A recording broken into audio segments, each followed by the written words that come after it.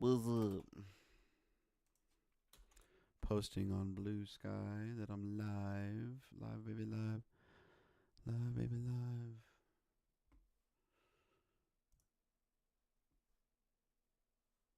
Oh, shit. Well, where's that coming from?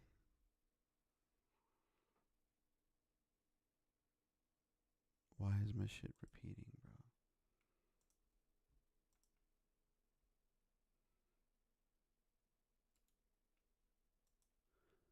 Oh.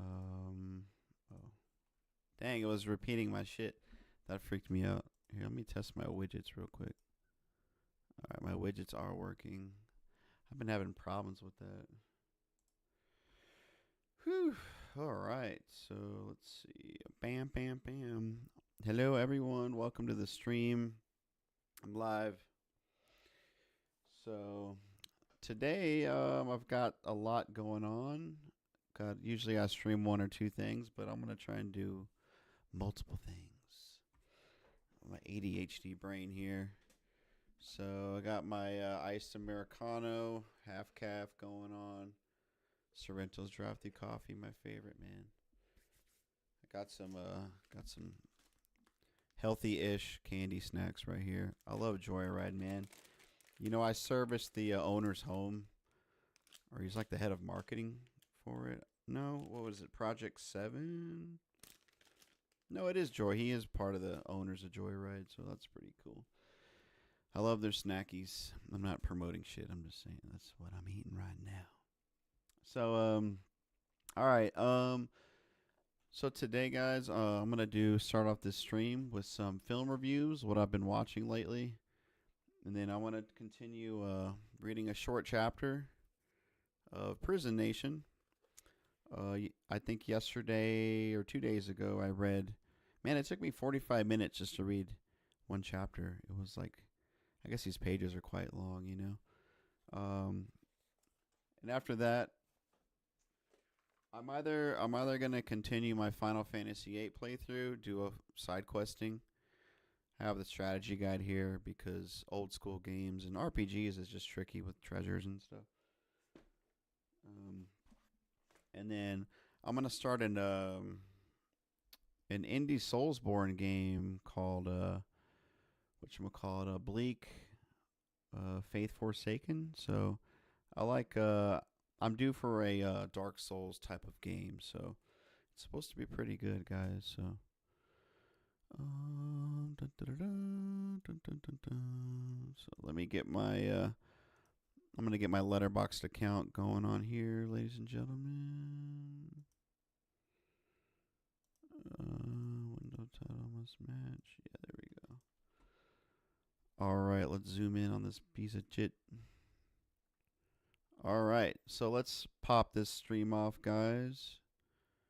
John Kemper's in the YouTube chat. Yeah, I got the kafia on, guys. You know where I stand. Fuck Israel. And the surveillance state. And I won't say F everything else because I might get banned or something, but I'll go that far, okay? I stand with Palestine, guys. I stand with the oppressed, not the oppressors. But anyways, all right, guys. So the month of March is what I'm talking about today, and we're gonna talk some movies. The month of March, I watched 1, 2, 3, 4, 5, 6, 7, 8, 9, 10, 11, 12 films. So let's go through each one, all right? First film, let's talk about movies. Movies. So let me make my camera a little bit bigger here so you guys can see me. How's my volume, guys? Does it sound good? Just a minute. All right, so guys, the first film I watched in March was a Hong Kong film called Accident from 2009. This is directed by Soi Chiang, starring Louis Koo, Richie Jin, Michelle Ye Suan, Lam Sweat is also in it. So guys, this is kind of a new take, not a new take, but a different take on like the hitman genre. And what they do, it's like a crew. They kind of stage hits on people. They make it look like accidents, and that's why the movie's called Accident. So, um, 3.5 stars out of 5 for me, guys. I think I rented this from my local video store, who luckily has like every film known to man. So for me, it's easy to find. For y'all, maybe not so easy, but if you Google it, I'm sure the Internet Film Archive.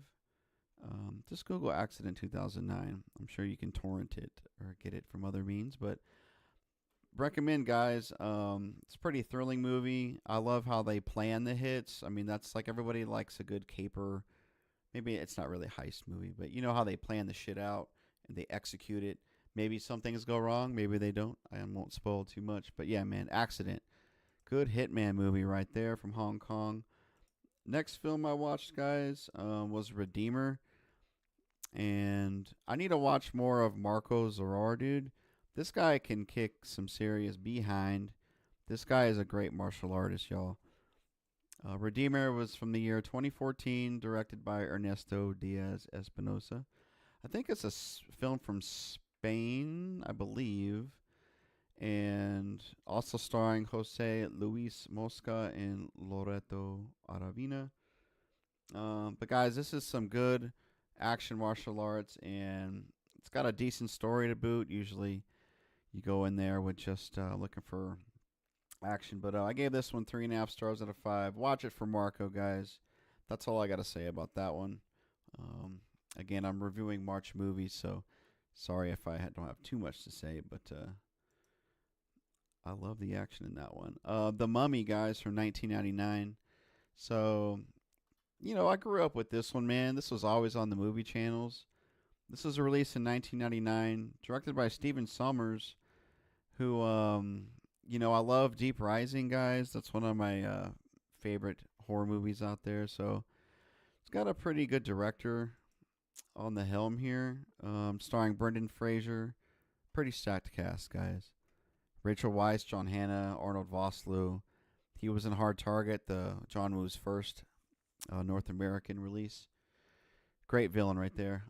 Kevin J. O'Connor plays the bumbling villain. He's pretty good. Oded Fair's cool. And Knocks on the Moon, as I say. Patricia Velasquez. Hottie. Hey, man, this is a pretty good action adventure. I was going to say swashbuckling, but it's not really that, because they do have guns in this one. 4 stars out of 5, guys. The horror elements, it's not a horror movie, but the horror elements are actually pretty good, man. When the villain Emotep's coming back, he's got to suck the souls. He's got to suck the life out of people, and he takes parts of their skin.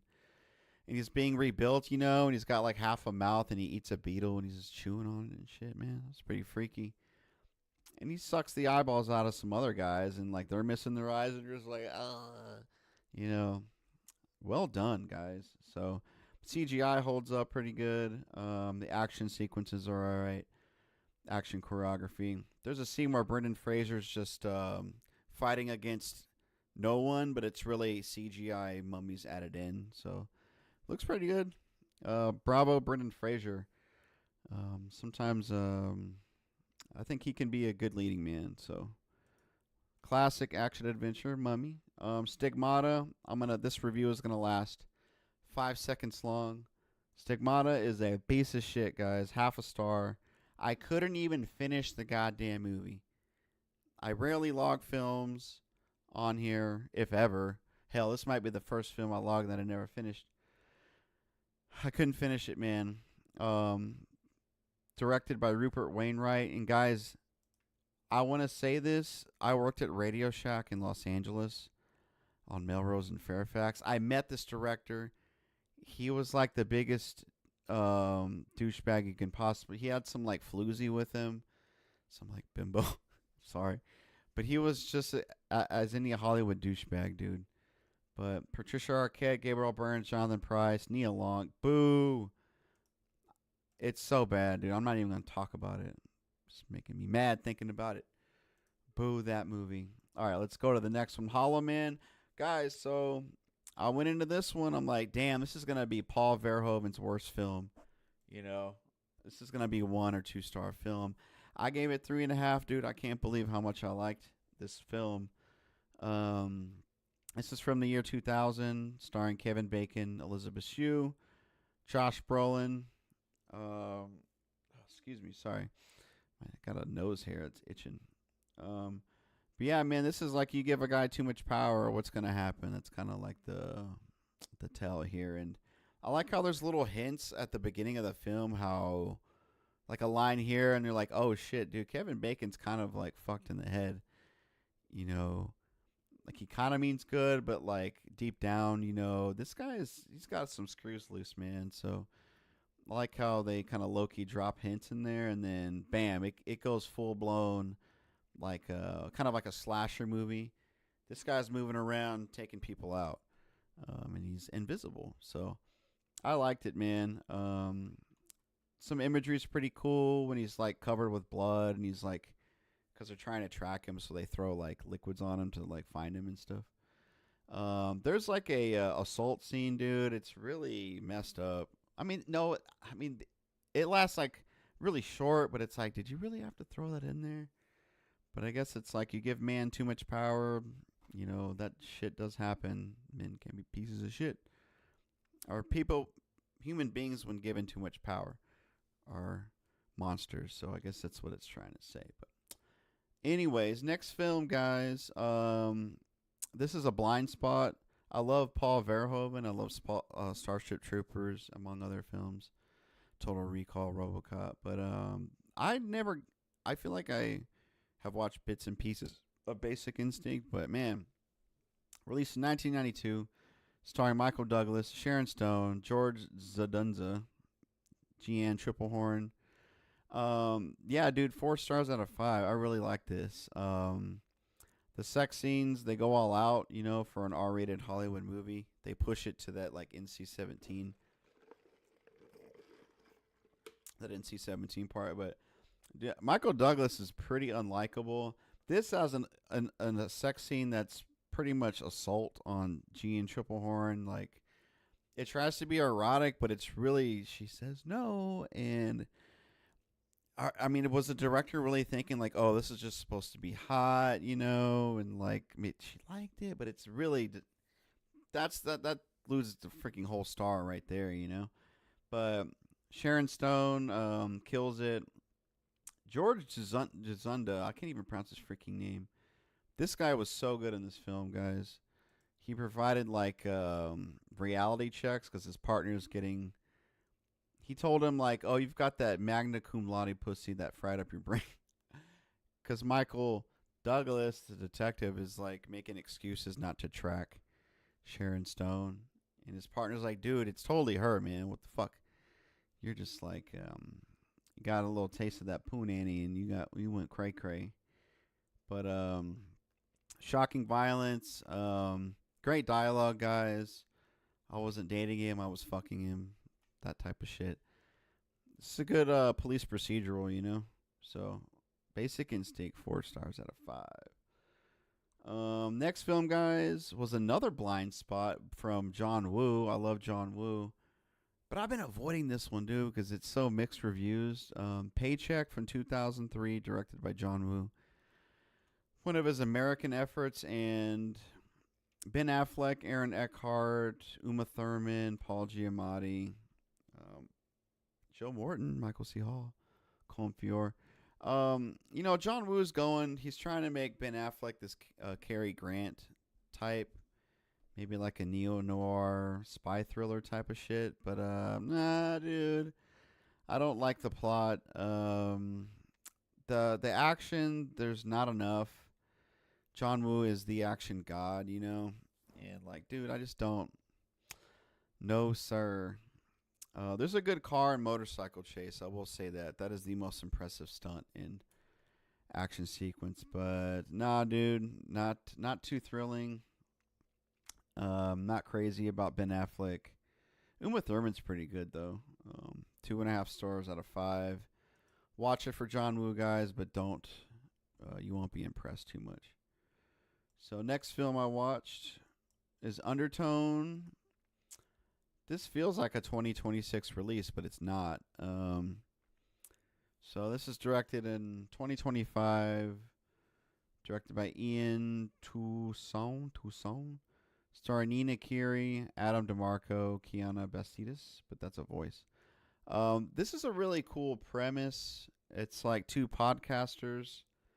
Um, I think they talk about horror stories, like true horror stories, and they read them late at night. But it's like something is amiss, guys, and like there's like weird noises happening in the house, and people start calling in saying like, "Hey, I know this. This is," but like there's more to the story. This is gonna happen. You're in danger, etc. But it just it relies too much on like audio shock. It's like a jump scare, but like audio wise, like way too loud out of nowhere for no reason, and you know it's okay. I can't fully recommend it though. 2 out of 5. Watch it for yourself. It won't be a total waste of time. So no, the next film I watched was a film called Next, starring Nicolas Cage. Oh my god. Oh my god, guys. 1 star out of 5. This is one of the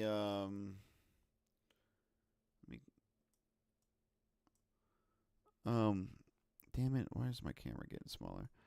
Next, directed by Lee Tamahori, released in 2007. This guy makes a lot of like Die Another Day, dude, is like notoriously like it's kind of a so bad it's good, like they kind of go for it, but it's like this stars Nicolas Cage, Julianne Moore, Jessica Biel, Thomas Kretschmann. Guys, this movie is so fucking frustrating, man. And what messes me up, cuz like I might spoil something, but whatever. He's like waiting in a diner for like the love of his life, and she does come in, but he can manipulate the future, like he sees it and corrects it. So he's taking this girl under false pretenses to get her in bed and make her fall in love with him. That's basically assault, dude. Like fucking disgusting male fantasy shit. Hated it. Um, they play with the plot. They play with his powers. They make up any rule they want. Stupid. 1 star out of 5. Watch it because it's kind of a so bad it's good. Nicolas Cage looks ridiculous with his eyeshadow makeup and him being over the top as usual. Jessica Biel, don't really like her. Julianne Moore, they brought her on as an FBI agent because there's like, hey, you remember Clarice Starling? Can you do that again? Completely disinterested. Fuck this movie. Watch at your own risk, man.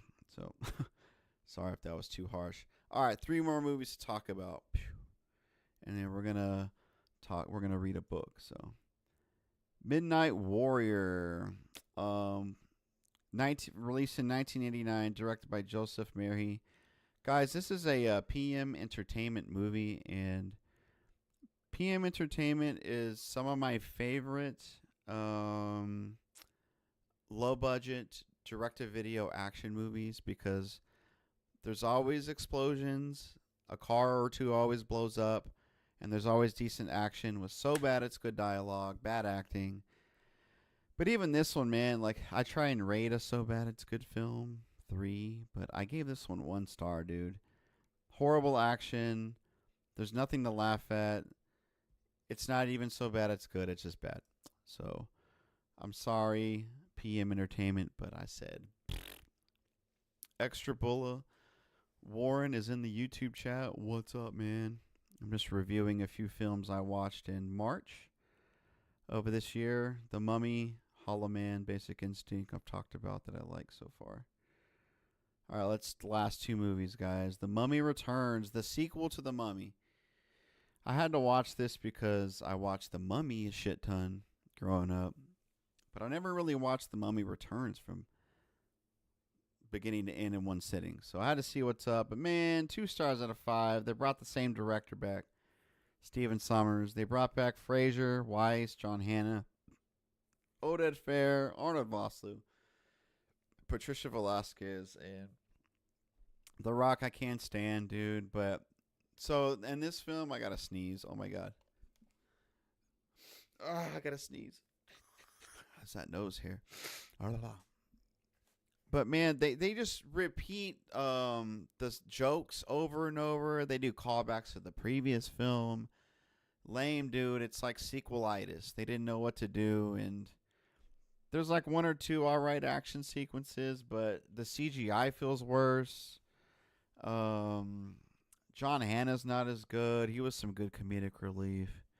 I didn't like it, man. 2 stars out of 5. So I will not be watching the next film or two after that. I think it's like the Scorpion King and like, isn't there one with Jet Li in one, dude? I'm like, nah, dude. All right, last film I watched in March, guys. Don't laugh at me, but I enjoyed the Anaconda sequel, Anaconda's The Hunt for the Blood Orchid. Released in 2004, directed by Dwight H. Little. Dude, Dwight Little, he's done some decent action movies. Rapid Fire is a fucking banger, dude. With Bruce Lee's son, rest in peace, Brandon Lee. And Marked for Death is one of Steven Seagal's best, even though he sucks as a human being. So, Johnny Messner starring. Sally Richardson, my boo. God damn, she's so hot. And she's wearing glasses in this. Ooh, she looks hot. Morris Chestnut's also in this. But, guys, I don't know. Like, on paper, it looks shitty. And that's what I thought. But I kind of liked it, man. I like, you got a cast of characters, and I like them telling what their specialties in. And then they each have their own personality. And, you know, you kind of see, like, why are you guys bickering and being assholes to each other just to move the plot forward? But I kind of look past that and just, like, it's kind of like a survival movie from this creature feature as well. And just the situations they get into, they try and survive and work it out. All these little disasters that happen on this boat. I kind of liked it. I don't know. Call me crazy, but I gave it 3 stars out of 5, guys. So there you go, man.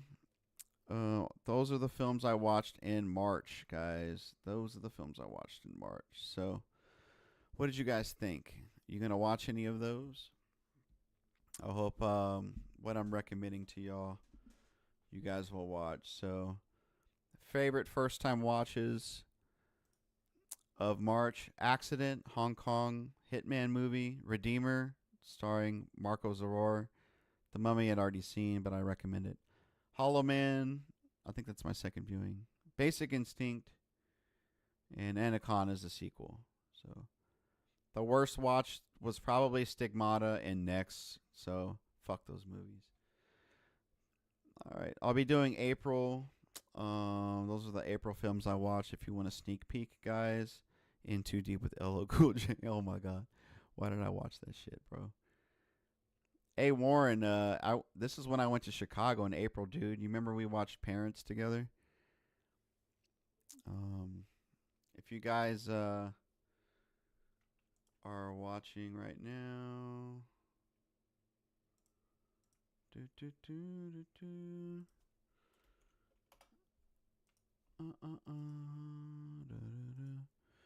So, guys, go follow Extra Bullet on YouTube. Go follow The Undercurrent. And yeah, so he was nice enough to let me visit him in his home, invite me into his home. They made deep dish pizza for my girlfriend and I, so that was cool. All right, so there goes the movie stream for today, guys. That's all I got. So before I read, do the today's book reading. What I've been doing lately. I want to read a couple news headlines, guys. So this was unplanned for the stream, but I just feel like I have some stuff to say. So no, I can save this for later because I'd be freestyling that, and yeah, I'll wait for that. I'll wait for the news headlines. Plus, I didn't hype this up as news. So. Iced Americano, a little bit of cream and sugar. Woo! All right, guys. Well, thanks for watching the movie edition of today's stream.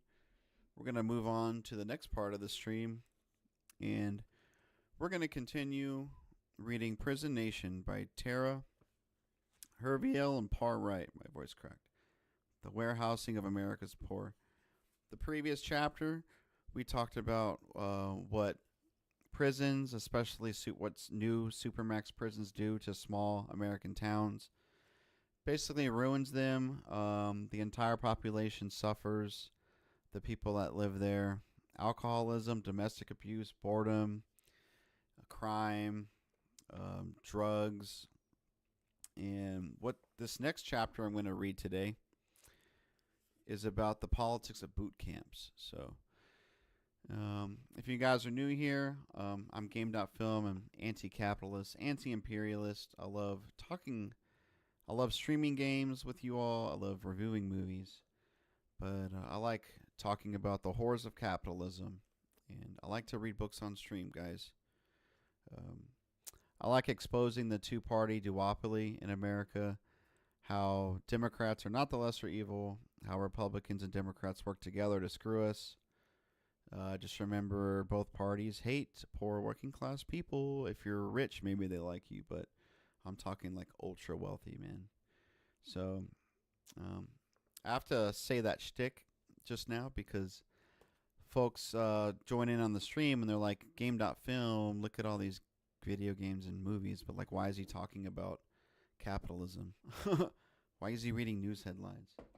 Have fun, stay informed, guys. That's what we do here. So, and a lot of you guys are still voting. Vote blue, no matter hue.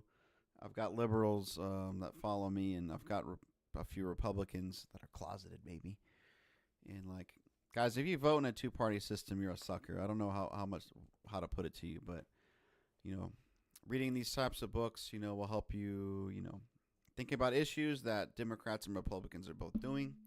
Maybe turn that light bulb on to like stop worrying about the news too much and like do direct mutual aid in your communities. Talk to people.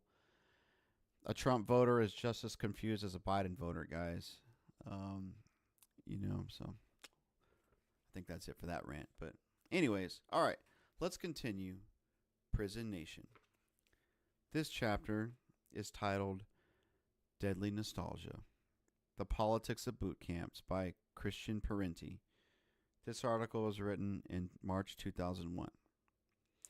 So Christian Parenti is Michael Parenti's son, guys, and I am a big Michael Parenti fan. He recently passed away. He's like activist, professor, speaker, and he radicalized me, Michael Parenti. Bless his soul. So this is his son, Christian Parenti. Let's continue on page 85.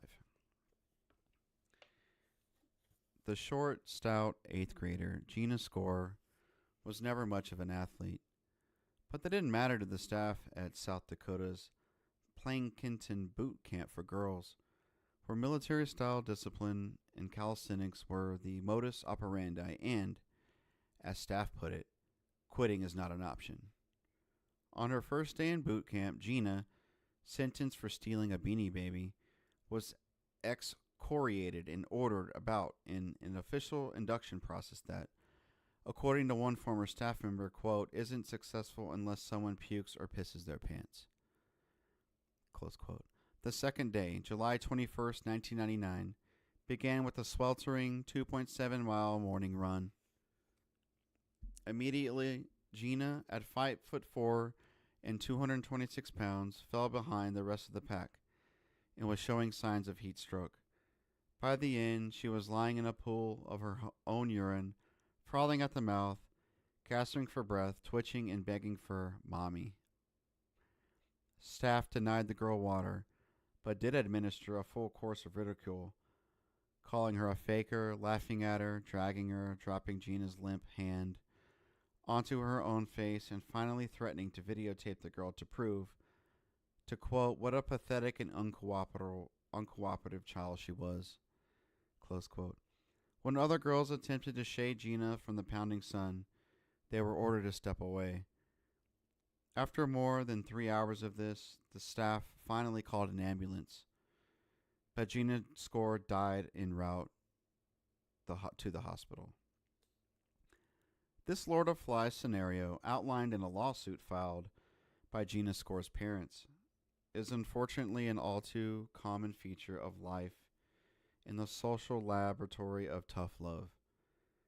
Since 1985, when Louisiana set up the country's first juvenile boot camp, these military shock incarceration or shock probation programs have been increasingly fashionable among politicians searching for policy mojos with which to charm fearful voters. Nationwide, there are now more than 79 such camps in 30 states. Most are country run facilities catering to nonviolent and first time offenders. Many were started with federal grants from an $8 billion prison and boot camp building fund that was created by the massive $30.2 billion crime trust fund established by the Violent Crime Control and Law Enforcement Act of 1994. The model's idea, as first conceived in Thatcherite Britain, was to give wayward youth a short, sharp shock so as to nip deviance in the bud. The media usually loves boot camps, photo ops of freshly shorn and uniformed thugs shouting, "Yes, sir," looks effective. But do the push-ups and yelling really work? Most researchers think not. Quote, "They're made for TV and they're racist. These places are full of black kids," close quote, says Jerome Miller, director of the National Center for Institutions and Alternatives. Quote, "They do nothing for the kids involved. And the dynamic between captor and captive can very quickly deteriorate into serious abuse," says Miller, who, along with having served 11 years in the military and directed the juvenile justice systems in Massachusetts and Illinois, is the author of several influential books. Most recently, Search and Destroy: African American Males in the Criminal Justice System. Quote, "One gets the impression that boot camps were set up by the sort of pot-bellied vets that hang around the local post," says Miller, adding that he knows of no credible research proving boot camps to be effective. In fact, the overwhelming number of studies show the model to be a failure. The latest one, by the conservative Koch Crime Institute in Topeka, Kansas, found that boot camps have a 64 to 75% recidivism rate, making them less effective than any other sort of program. But never mind the numbers. Politicians like Governor Bill Janklow of South Dakota, who recently called youth prisoners scum, just can't let go. In defending his pet project boot camps, the governor evades the evidence, instead preferring to tell the story of how he was a wild youth until joining the U.S. Marine Corps in the late 50s. And therein lies the power of boot camps. They pander to America's square nostalgia by invoking an imaginary 1950s when Dad was in charge. But nostalgia, because it is inaccurate, is also dangerous. All right. Next subsection, Death in the Desert. Nicholas Contreras was another alleged faker. At age 16, Nick was busted joyriding in a stolen car around Sacramento, California. He was sent out of state to the privately run Arizona Boys Ranch, which had a boot camp component in its programming and where staff were allowed to discipline youth by routinely striking and tackling them. According to extensive investigations by Arizona Child Protective Services and the Pinal County Sheriff's Department, Nick's trouble started out typically enough. He was complaining of nausea and diarrhea, but Boys Ranch staff thought it was all a ploy to avoid physical exercise, and they called him a baby and told him the trouble was in his head. As Nick's condition spiraled downward, the staff escalated their yelling and abuse, at times waking Nick earlier than the rest, making him eat alone, and punishing him with push-ups and manhandling. Over the next 2 months, Nick lost 14 pounds as he was racked by a 103-degree fever, muscle spasms, severe chest pains, and troubled breathing.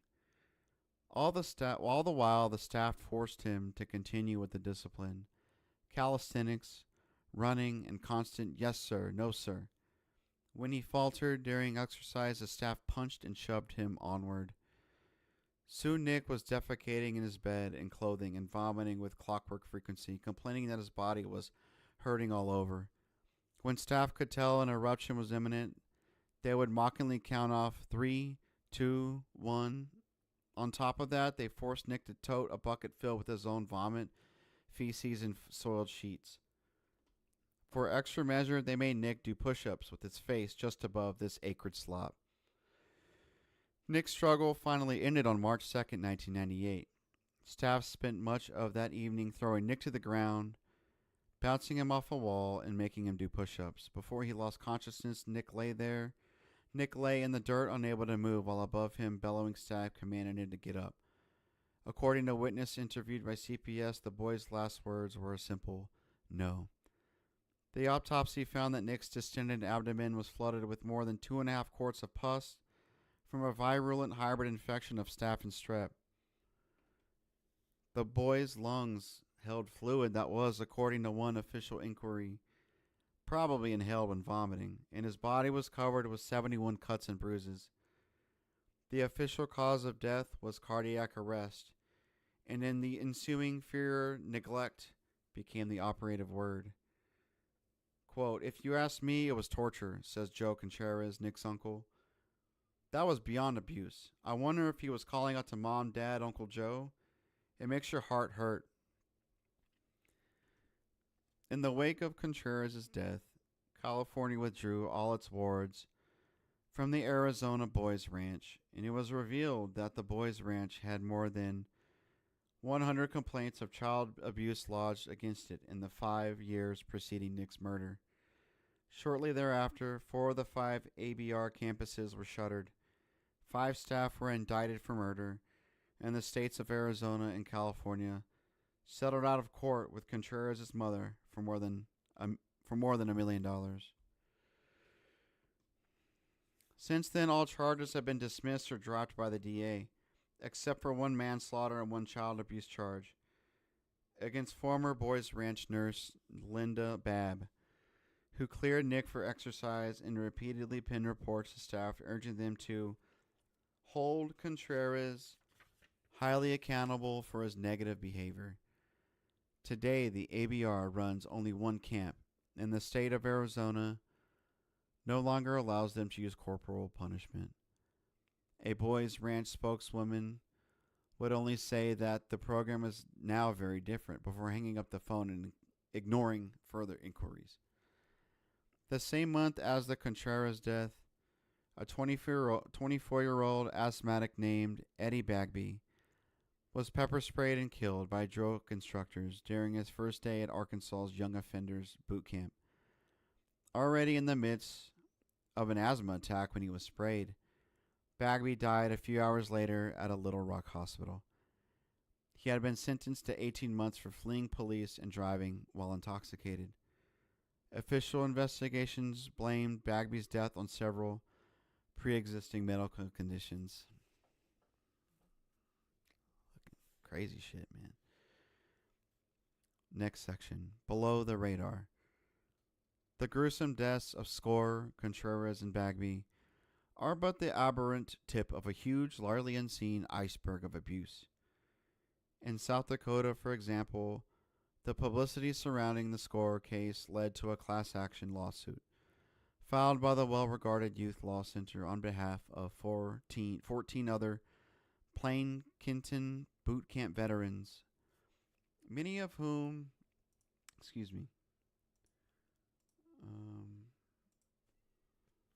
where are we? Many of whom had ended up in the juvenile prison as a result of resisting camp discipline. The boot camp has since been moved to the more remote town of Custer. The suit alleges that the boot camp, which disproportionately targeted Native American youth, where am I? Damn it, had inadequate medical and mental health care. poor educational programs, and that staff illegally censored the girls' mail and eavesdropped on their telephone calls and parental visits. It also details numerous examples of excessive force.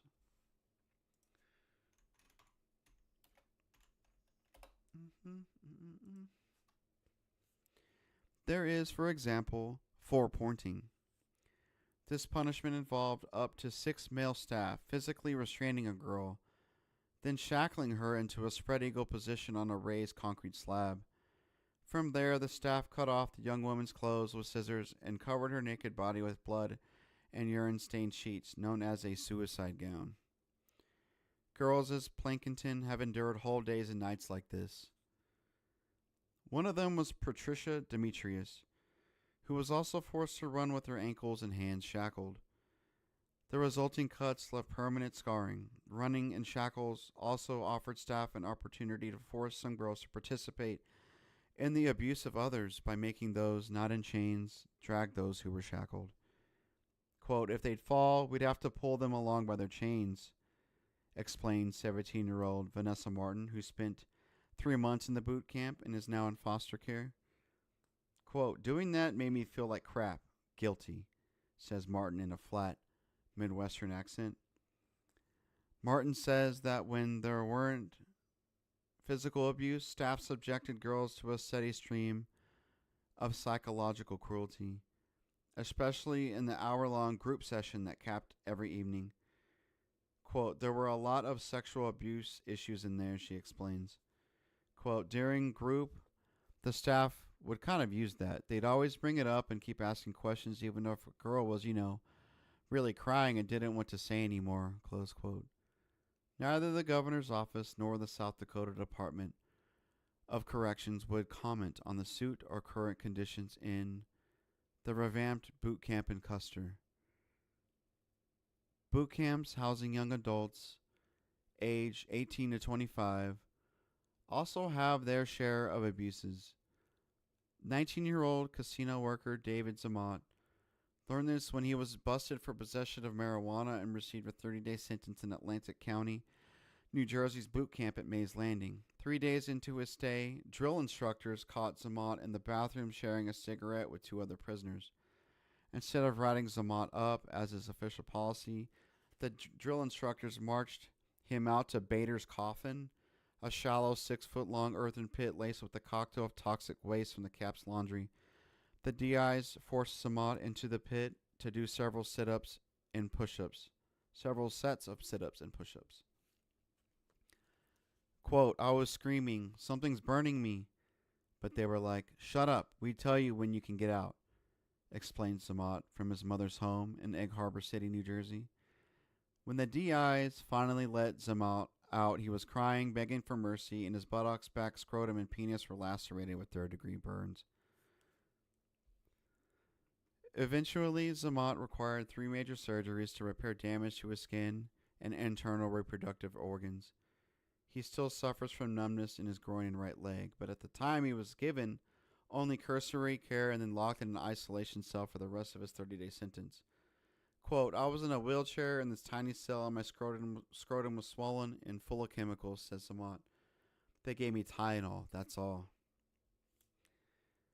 Camden County officials eventually settled out of court for $900,000, but the county's attorney's office still says the whole incident was just an unfortunate mistake.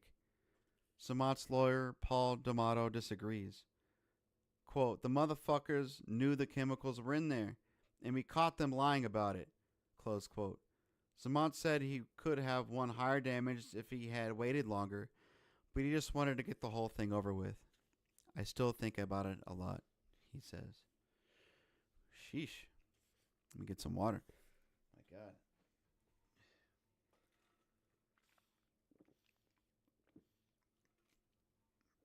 All right. Next one. The Maryland Slugfest. An official rethink. The mounting abuse and lawsuits may finally derail the boot camp fad. A number of states, among them California, Florida, and Maryland, are slowly backing out of the boot camp cul-de-sac. In Maryland, prison officials were so proud of their program they gave two Baltimore Sun journalists free access to the state boot camp to follow a group of 14 inductees from start to finish. What the journalists saw shocked the entire state. Induction started with the so-called TAC officers punching and kicking the stunned and terrified boys. The rest of the program was full of the same blatant physical abuse coupled with little education. When the Baltimore Sun caught up with the inductees a year later back on the street, it was tragically apparent that the boot camp had done nothing for any of them. They were all back in jail, doing drugs, wanted on warrants, or MIA.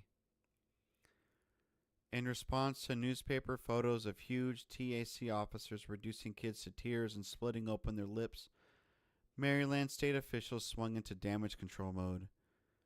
The head of corrections was fired, the National Guard was brought in to take charge, and then the camps were demilitarized altogether.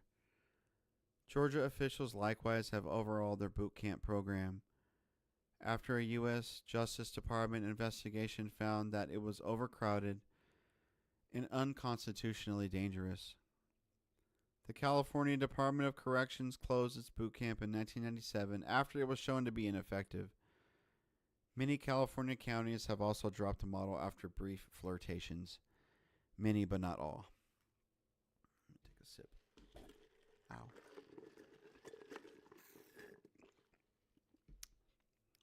Next section. Playing Army. Lock up, shouts the chubby drill instructor at the Kings County boot camp in sun-baked Hanford, California. Before her are a squad of 8 surly and very bored-looking Latino teenagers in gray camouflage, head shaved. Drop. Boom. Down go the kids for another round of 20 push-ups. Their 30-minute lunch of grilled cheese sandwiches and sodas has just ended. And because some of their number were slow, the whole squad is kissing the concrete. Their compound is a shabby patch of ground surrounded by a chain-link fence, topped by bright coils of concertina razor wire. The grounds hold 6 cinder-block buildings and a flagpole. Nearby, on the other side of the fence, sits a small obstacle course. The boot camp is wedged as an architectural afterthought into the back corner of the Kings County Government Center, a sprawling complex of flat buildings connected by open walkways. Quote, I never give them more push-ups than I can do, says the very fit senior officer Rick Aguirre, as we watch the chubby instructor yelling at her cadets. I get Aguirre's point. Some staff aren't so principled. In fact, Camp Commander Robert Smiley says finding qualified staff is a problem. Quote, because so many people have criminal convictions. Close quote. Most of the day here is taken up by exercise, remedial classes, and life skills groups, all of which are punctuated by salutes, double timing it, and following the camp's many rules about how to speak, walk, fold towels, and everything else. But the few prisoners I was allowed to speak with liked the regimen. Quote, it's difficult. They brainwash you, but it's good. You learn respect, says a skinny 16-year-old Latino kid named Nelson. He was busted for graffiti. His fellow cadet, Philando, agrees, and both say the staff treat them well and never hit them. Up the road at the Fresno County Probation Department's Elkhorn Juvenile Boot Camp, the story is pretty similar. This camp is bigger and sits amid 300 acres of flat orchids. Behind chain-link fence, I meet the camp director, Dick Simonian. He wears black fatigues and the military insignia of a general. His staff, also dressed in black or camouflage fatigues, and wear military ranks from lieutenant up through major and colonel. But Simonian isn't what you'd expect. He never did time in the armed forces. His desk is a mess, and he hates Proposition 21, California's latest Get Tough on Youth Crime ballot initiative. Quote, I was a bartender going to grad school until a friend of mine talked me into becoming a probation officer, explains Simonian. He adds, in my 30 years since then, we've gone from being social workers to cops. Close quote. Out on the compound, his 130 fatigue-clad cadets, all nonviolent or first-time offenders, most of them Latino or Laotian, line up in formation. Right face, forward, march. One of the cadet sergeants leads the cadence as Bravo Platoon, marches off to class beneath their own homemade standard, a white flag bearing the image of an airbrushed tank, and in graffiti-style letters the slogan, Bravo, No Limit Soldiers. The guys make their own flags, explains Simonian, who almost seems a little embarrassed that the cadets aren't snapping to attention in his presence, as would real soldiers before a real general. He goes on to show me the classrooms and barracks and outlines an elaborate curriculum of anger management and life skills classes that cover everything from filling out job applications to doing mock interviews and public speaking. After the youth complete their 5 months in boot camp, they go on to an aftercare program that involves intensive probation, drug testing, and a special community-based school. Several cadets are picked out at random and away from the TAC officers. Comment freely on the program. Quote, it's better than juvenile hall. We have more freedom here. If we don't mess up, we can get weekend furloughs home. The structure is good, says a 16-year-old who was repeatedly busted for residential burglary. Others echo his sentiments. Juvenile hall is boring, more confining, and dangerous. Boot camp is less restrictive and at least offers some programming and classes. As the day unfolds, the reality of Elkhorn emerges. Simonian, one of the top dogs in the Fresno County Probation Department, still believes in rehabilitation, and the only way he can get his old-fashioned forms of intervention funded is to dress them up in camouflage and apply for federal grants. In this regard, the corny world of the Fresno Boot Camp embodies both the best and the worst of what correction can be. The extent to which the program is successful has more to do with its life skills classes and after-school care than its marching and pseudo-military discipline. All of which fits with Jerome Miller's analysis. Quote, even the military know that boot camp does very little for emotionally damaged youth. That's why the military doesn't accept people with serious criminal records. Remember, many of these kids have been yelled at all their lives. They need more than that, close quote. So what does work? According to Miller, anything is better than boot camps in the larger punitive policy trajectory they are part of. He recommends the old-fashioned stuff, programs based in relationships and run by good staff. Quote, in Massachusetts, we used to send kids mountain climbing in Norway, says Miller. It was cheaper than incarceration. They got to rub shoulders with non-delinquent youth, and it kept them out of town for a while. But, adds Miller, the Massachusetts legislature soon found out about the Norway trips and, for the sake of looking tough, shut them down. Damn. So, boot camps, guys. There you go. That was from Christian Parenti. And that concludes today's book reading of Prison Nation, The Warehousing of America's Poor. Man, that's crazy. Poor kids, man. Those are babies out there, man. 16-year-olds. That is not a way to rehab kids, man. Physically assaulting them. Torture. That's torture, man. Jeez. These are written in the early 2000s. At least that article was from the year 2000. So I guess next stream we need to recap and see where we're at with that, man. Hang on a second. I got a headache. Oh, I think my hat's on too tight. Ah. All right. Sorry that wasn't the most pleasant book, guys. But this is capitalism, y'all. That's what we talk about here. So how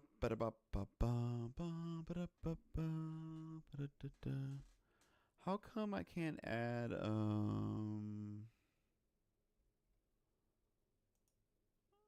scene? Oh, whoops. I didn't mean to do that. How do I go back to my No, oh god.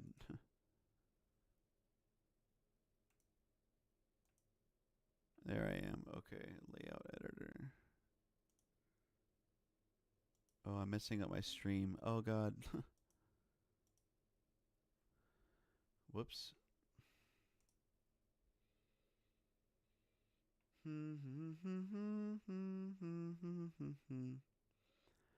How do I want to get like a vertical stream going, but I can't do that.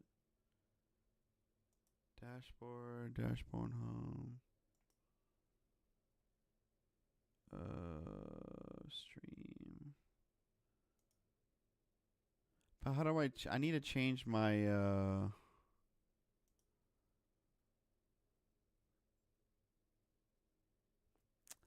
I need to make cuz I'm live on Instagram, but it's not I need to like make it vertical. It's not like it doesn't look right, but whatever, dude. I guess we're just going to fucking go for it. Who knows?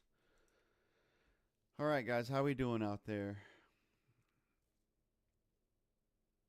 How are we feeling? How are we feeling?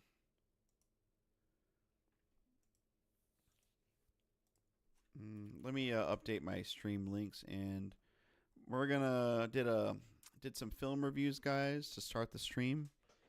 What I watched in March, and did a book reading, and now we're gonna do some gaming. So today's a great day. I really struggle with streaming about my passions, what I want to stream. I never feel like I'm getting everything in. You know, I'll do like gaming, but I'm not doing a book reading, and then I'm not talking about movies. And today is good. So we're going to talk about all the things today. All the topics. Oh my God. Man,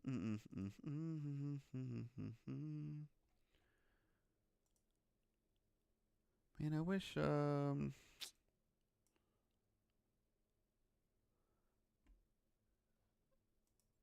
I just don't know where I can like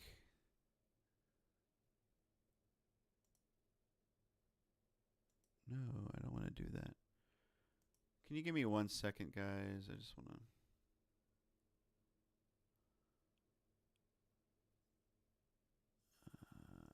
editor. No. This is crap, dude. How do you freaking do I really want to fix my multi-stream, dude, but it's like it's not working here. I'm so upset. We're gonna start gaming. Sorry, I'm just fucking.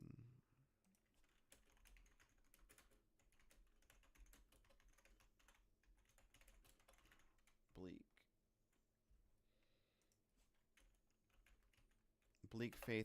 Bleak Faith Forsaken, y'all. That's the name of the damn game I'm trying to play.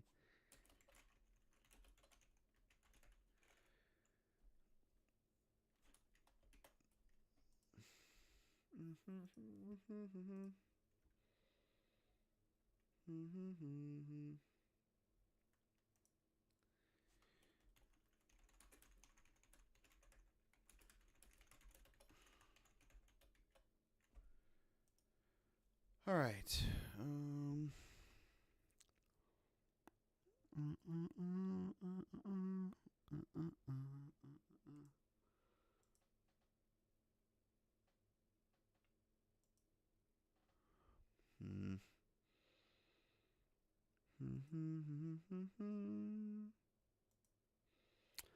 I really don't know how to I'm so frustrated because I really wanna stream vertical to Instagram, but it's not letting me do it. Son of a beat.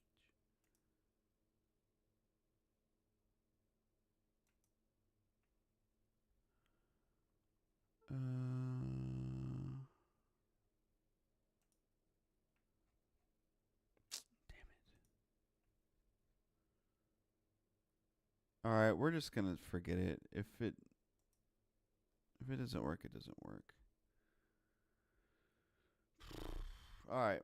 We are going to begin a new video game, an indie Soulsborne titled Bleak Faith Forsaken. This is it only has 3 developers, guys. Really cool stuff. It's by Arcangle Studios. This was released in March of 2023. I'm due for a Soulsborne, guys. I am so due, so I'm going to end the Instagram live stream, guys, because it's not going to look good, the gaming part. So come on over to on YouTube, Twitch, game.film. I'm also on TikTok and Twitter. So I'm going to end the Instagram live. Discard.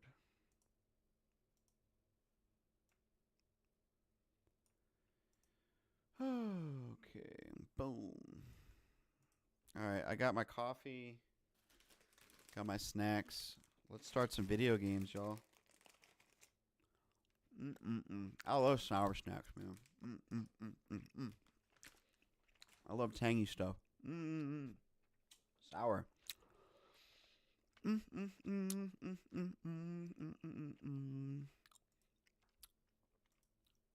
so let's close this,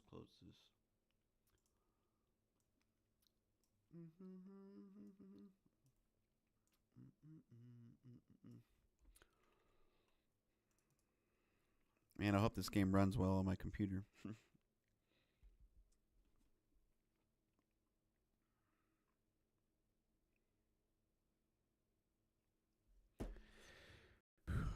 We're going to have to mess with the thump.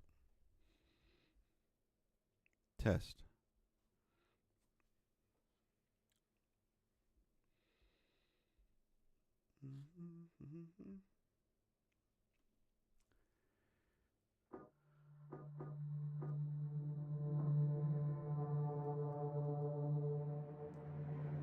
Master volume's a little lower, huh?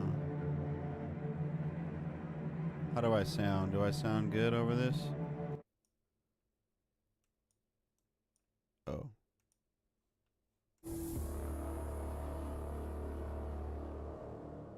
Ambient volume.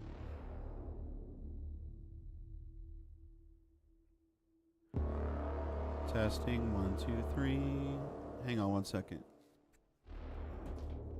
I just want to make sure my audio sounds good while I'm talking over.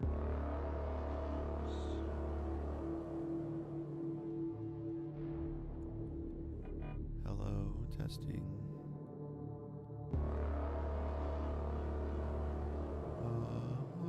Testing 1, 2, 3.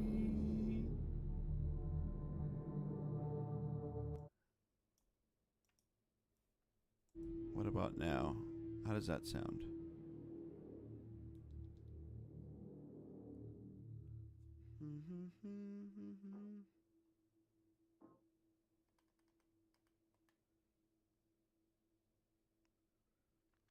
All right.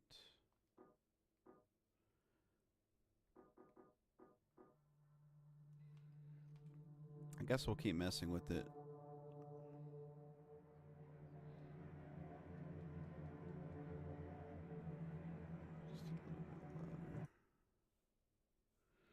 Test. Yeah,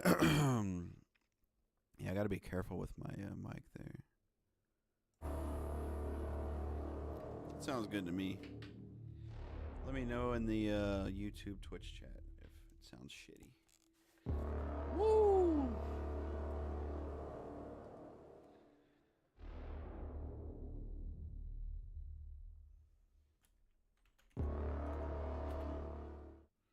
Here we go, y'all. New game. Let's go. I'm excited.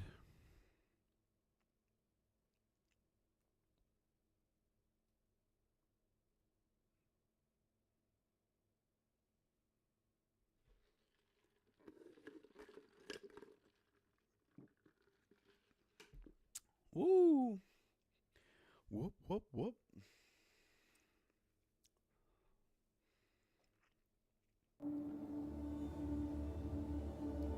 A desperate crusade rages in a fringe imperial colony. At its heart lies the anomaly, cut off by a rogue commander. Yet in the depths of Omni structure.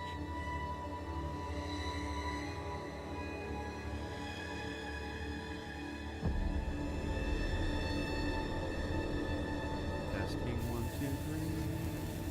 Whoa, let's go.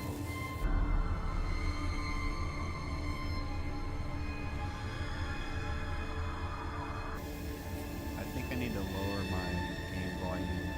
What do you think?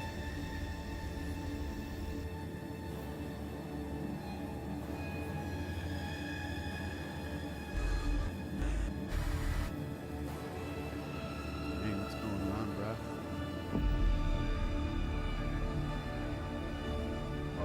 Yeah, we need to lower the game volume. It's loud as fuck.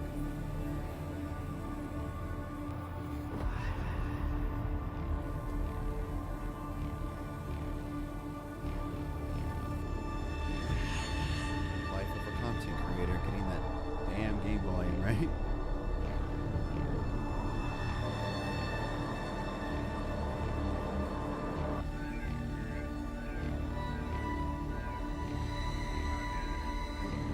It's really dark.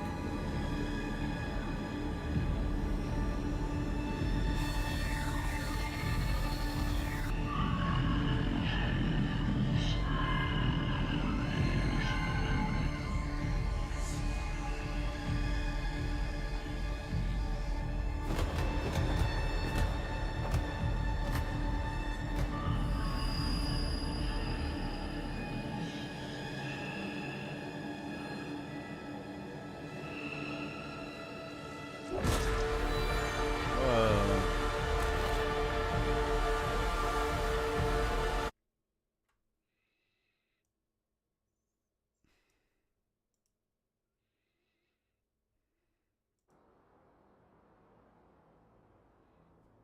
Hello?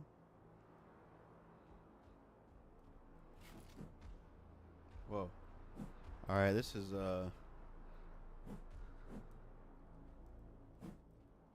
okay. Circle to roll. Guard. Dodge, sprint. Jump.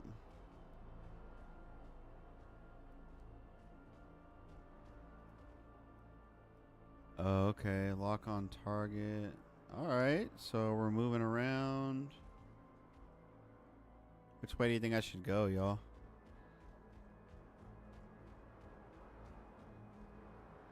I guess we'll just go straight, huh? Cool. Block. Dodge, sprint. Okay, I hear some shit.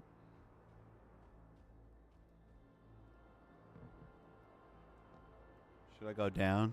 What do you think? Can't go up that ladder. Okay, maybe go down or straight. What's up, baby?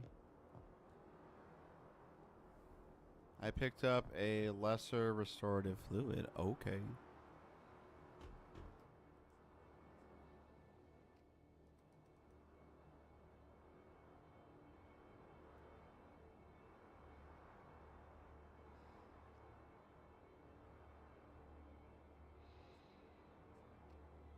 Okay.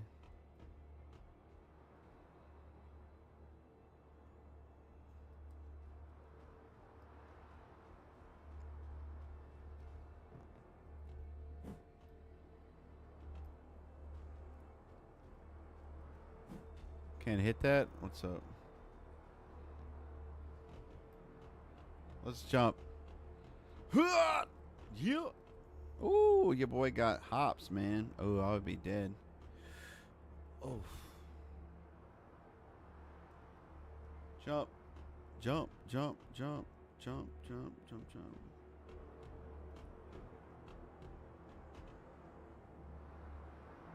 Monastery. Okay, I'm gonna rest, I guess. Oh my god. Let's keep going. Man, this is a pretty messed up place, huh?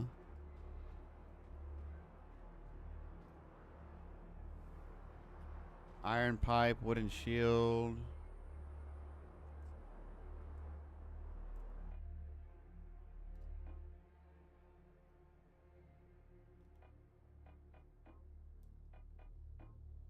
Doink, doink, doink, doink.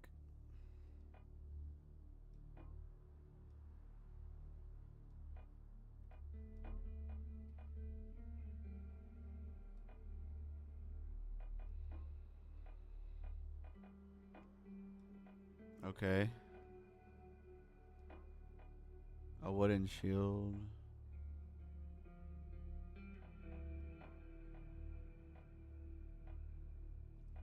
I don't know. Do I need a shield, bro?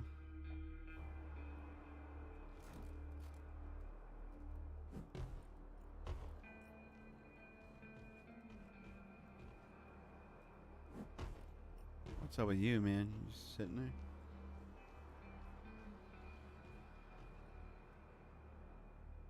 Damn, that's a tall ass ladder, dude.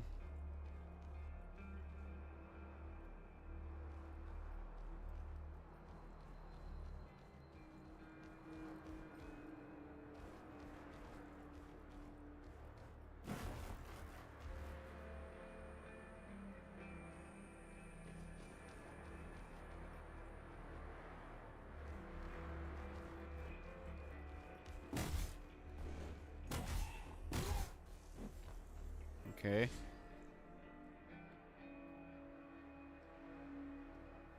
Oh, I wanted to read that shit.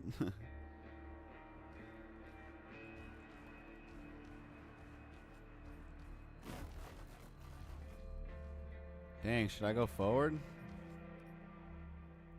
What about all these branching paths, though?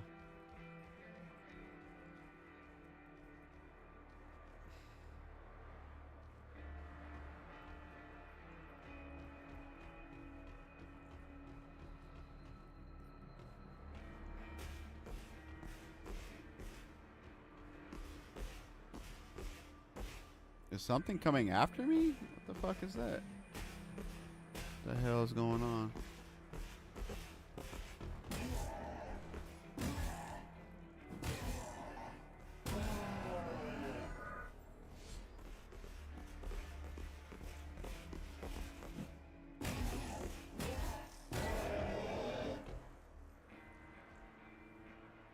Lesser restorative fluid.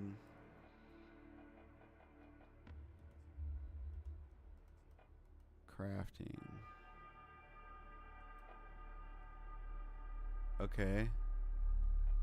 Damn, look at all this crap I got on my...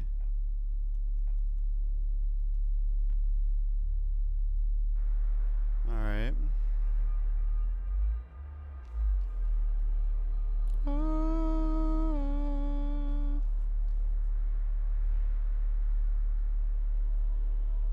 Man, y'all wild for this fucking ambient noise. You need to slow down. Why do I say Alright, yeah. Chill out with this, dude. Seriously.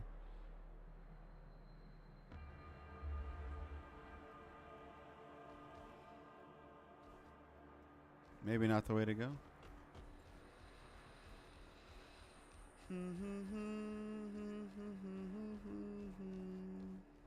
Let's go.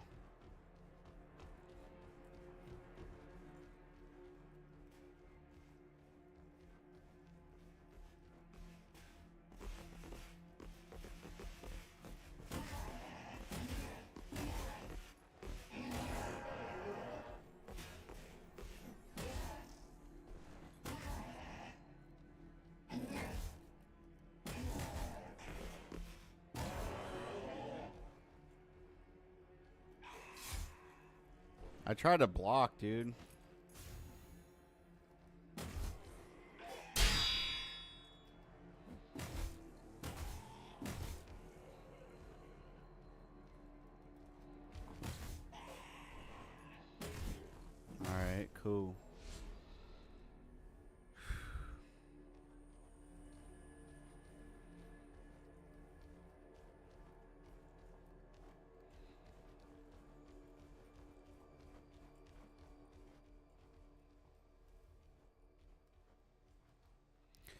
Now it gets real quiet because I turned the volume down. Barely hear anything. Oh my god. Character. Cool, you can upgrade right now. That's cool.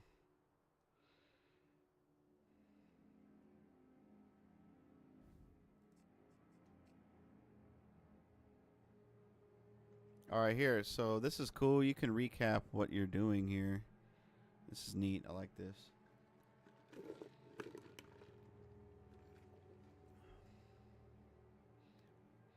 The chain window.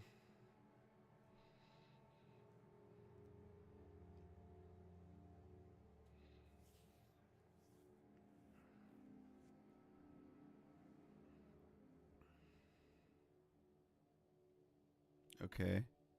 Hold L1 to block. Successfully blocking.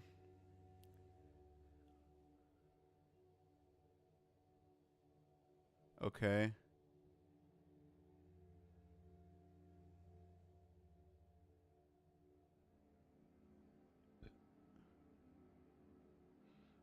Okay, so if it's yellow, you have to parry. If it's red, you just don't block at all.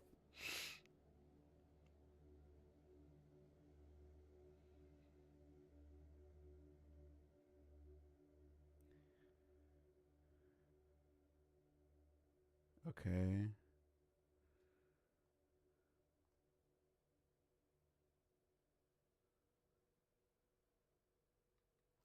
Armor rating.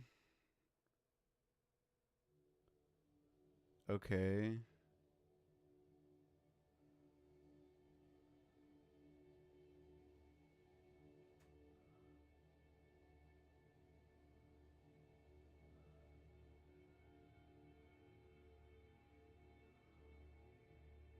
Where do I get a homunculus? What is this shit?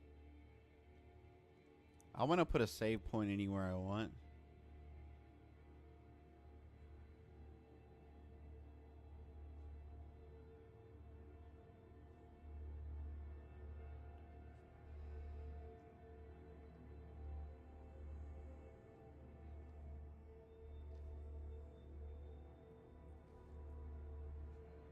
Bitch, what? I don't have one yet. The fuck?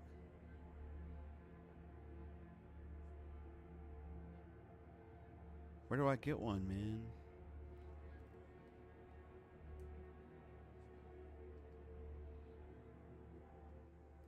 Well, I guess we got work to do.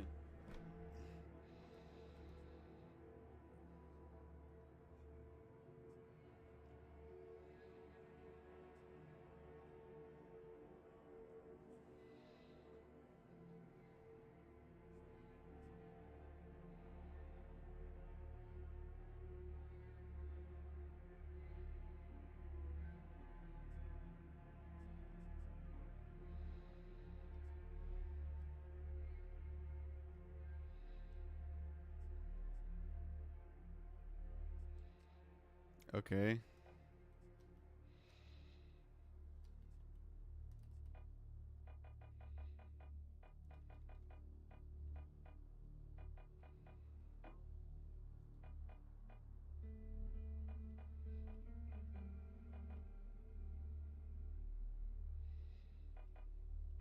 Okay.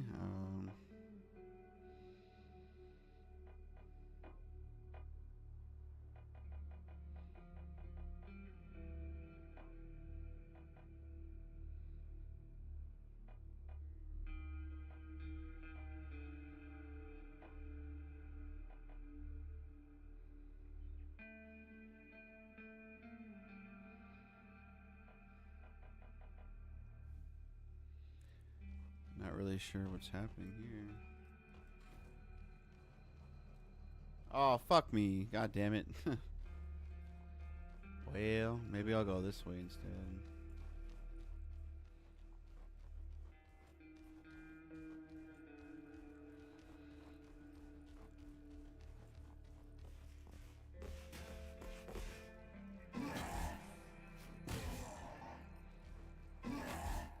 Bro, I pressed block.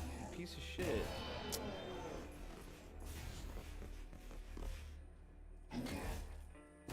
I pressed block, man. Bro, I pressed block. Do I need to have a shield on? Like, what the freaking hell?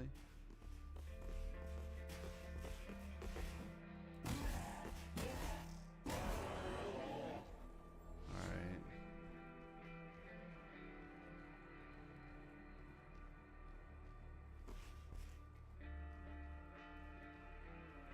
The hell? The camera messed up.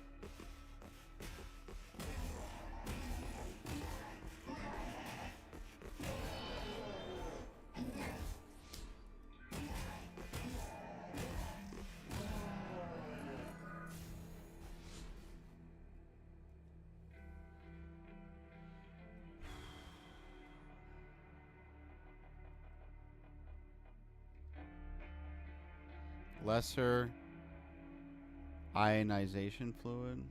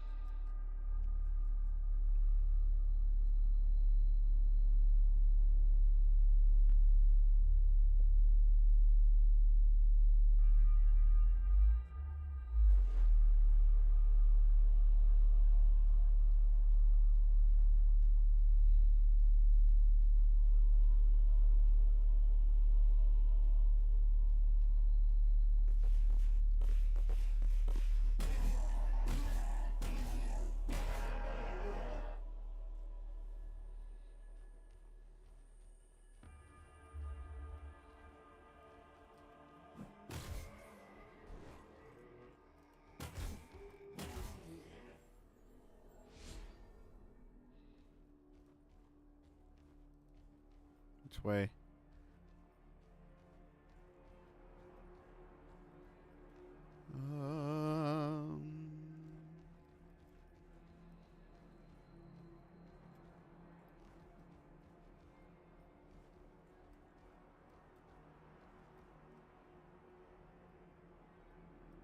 This is nice. Take a screenshot right quick. Man, the exploration looks and feels dope. I mean, look, I can go this way. I can go that way. Go a lot of ways.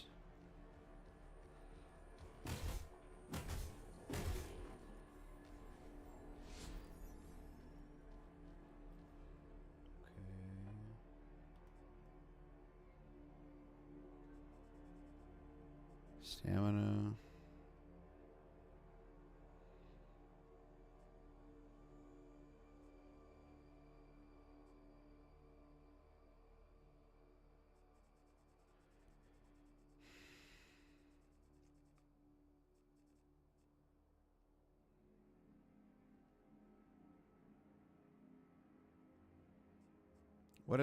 What do these even do, man? I have no idea.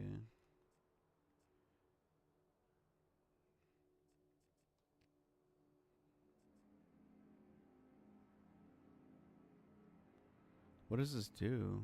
What does intelligence even do? I don't even know. Alright, whatever.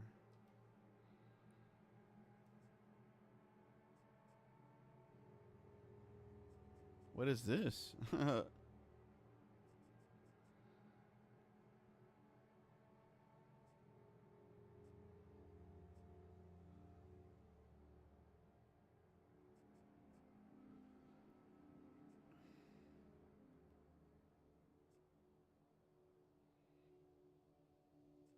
What?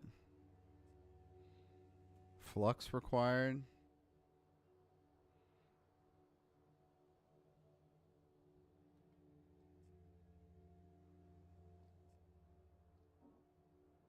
Okay. I can't do that either.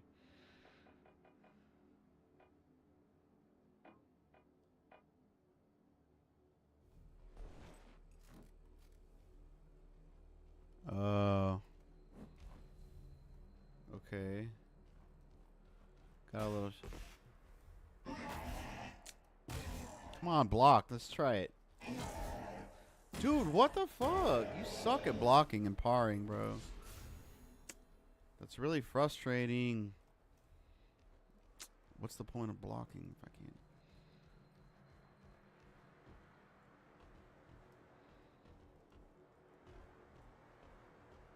What? Is this a dead end or what, man? I'm not jumping that. Dude, crazy? Whatever.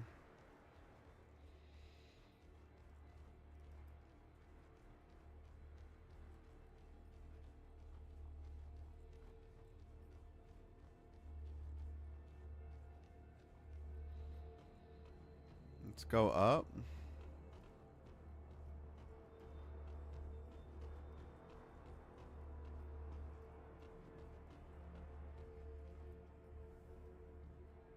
Oh, you don't have shit.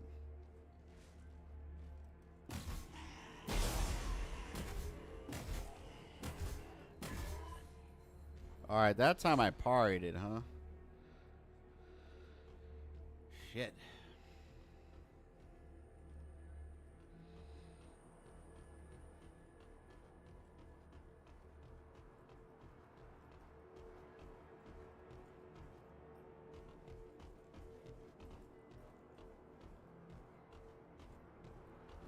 Oh, great. Flying enemies.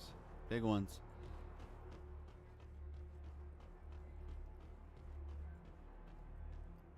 Dude, what the hell? I'm going way up this bitch.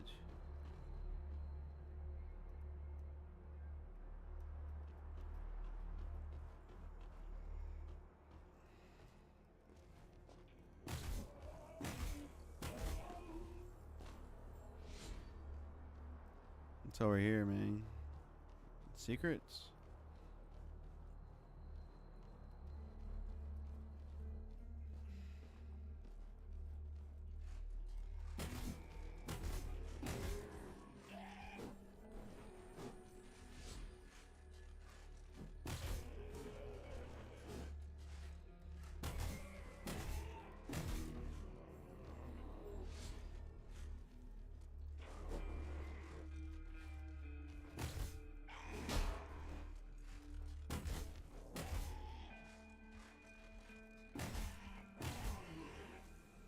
Okay.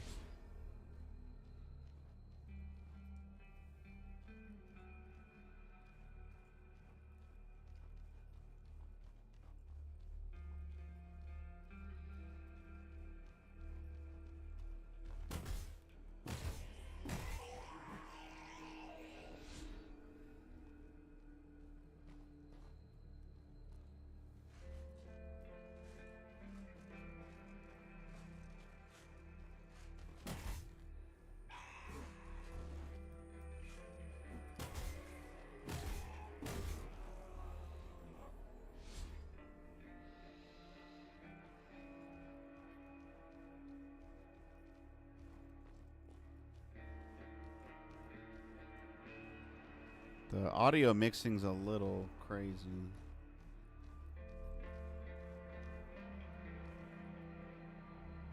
Shit. Music's getting a lot louder now. How about we walk slow? Let's not run, okay? I'm running. Fuck it.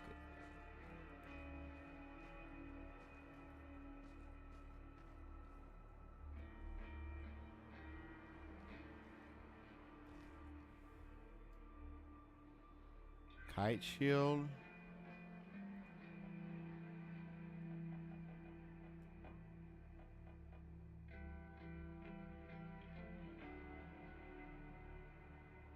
Heavy armor, though.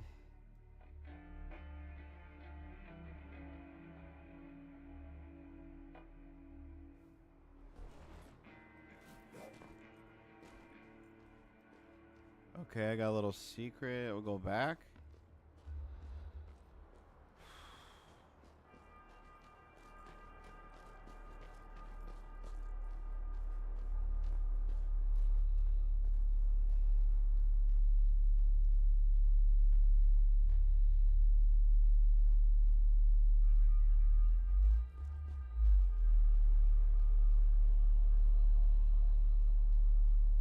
Which way? Should we go up?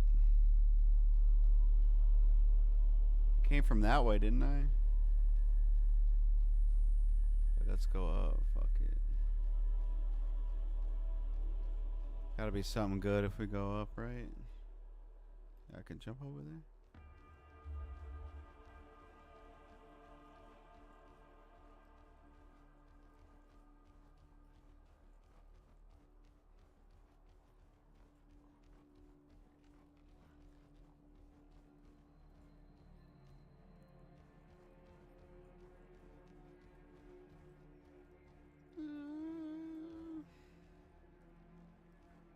Alright, I'll just go this way.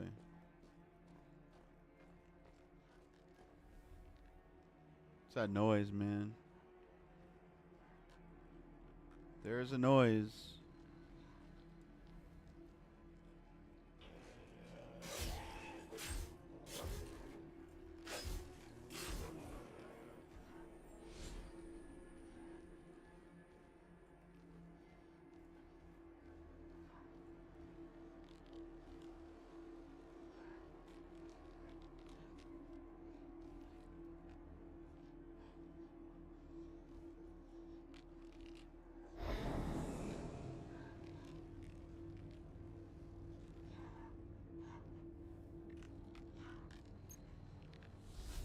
Psychosis.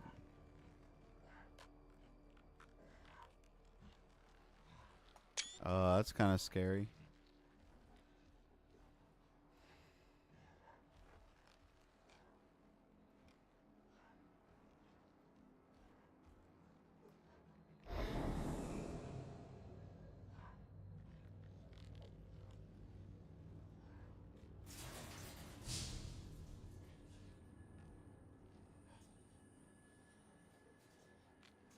So, what was I doing? Yeah, let's drink some water.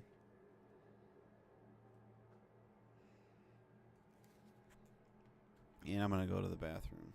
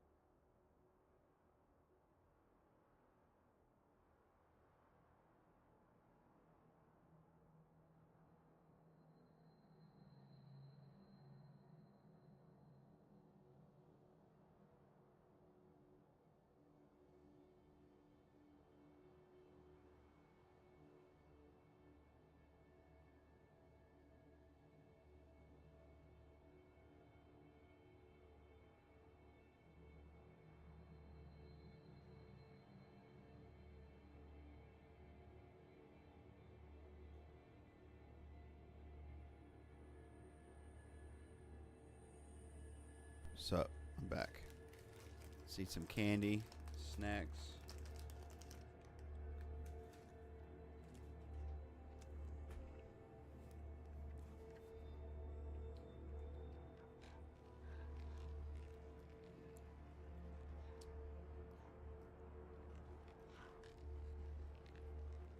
How do you...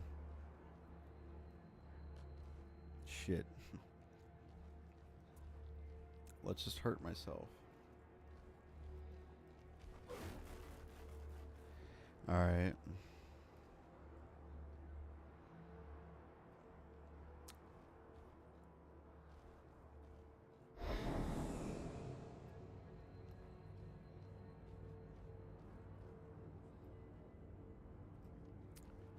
What's this way? Did I go this way? Did I come from here? What's up?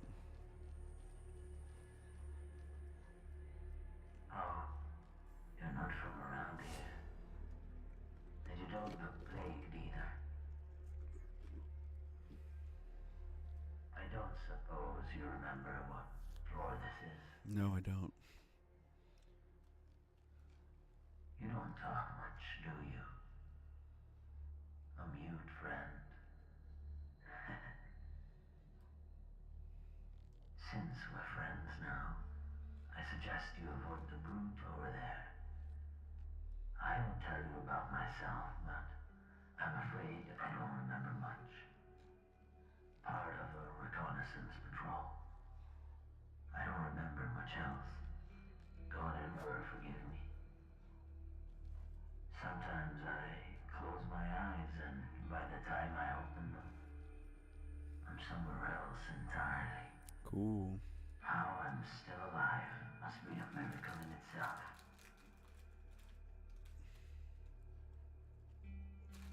Here, take this. It'll be of help along the way. I'm done for anyways. Good luck out there. Thanks, dude. Good luck out there.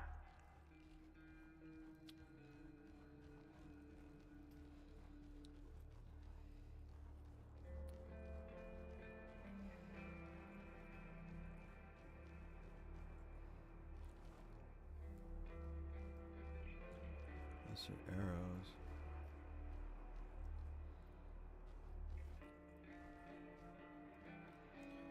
I like jumping, jumping, jumping.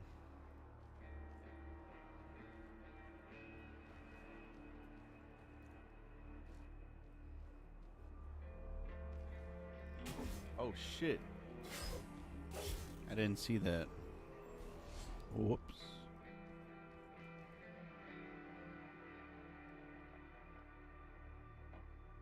Got 33 of these things. I have a mystery concoction.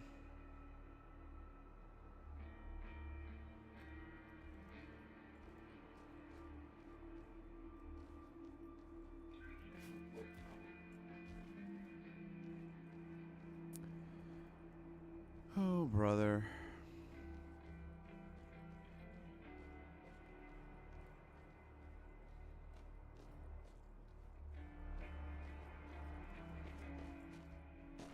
Oh, shit.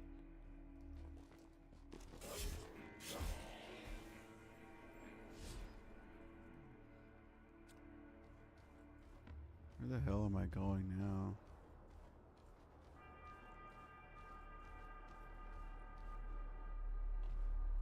Do I want to go this way, dude? Like, where the hell is this going? I don't want to go this way. The exploration's pretty crazy.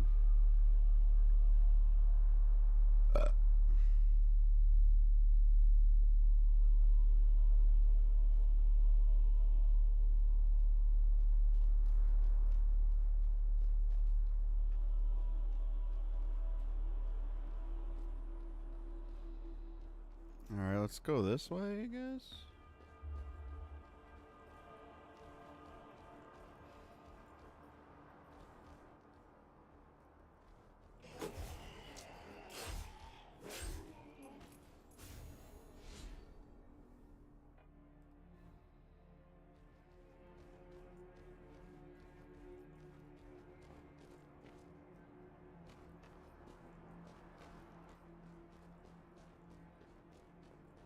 Dude, how do I save the freaking game, dude?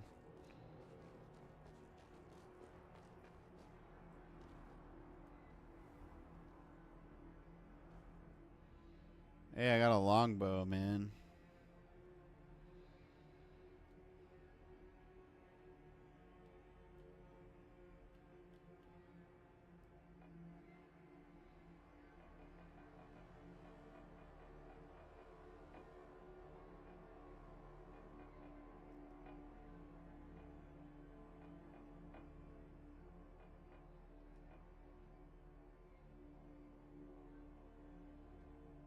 Huh?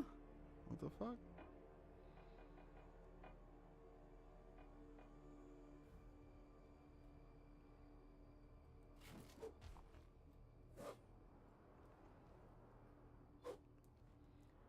Well, how do I...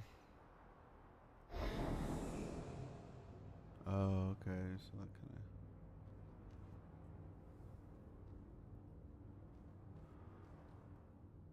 I'm so confused.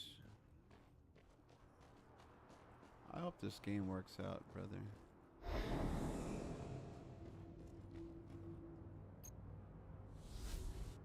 Monastery observation log updated.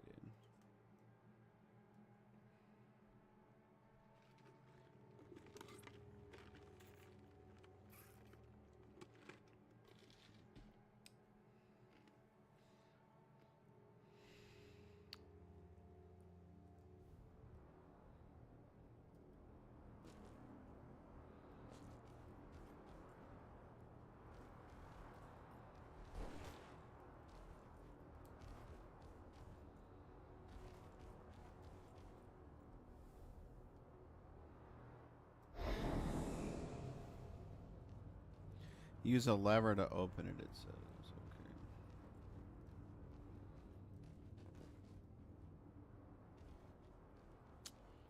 Okay. Bruh, what?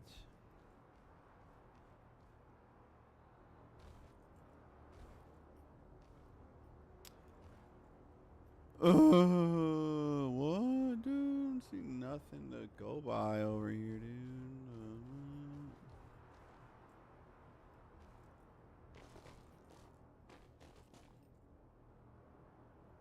Lame.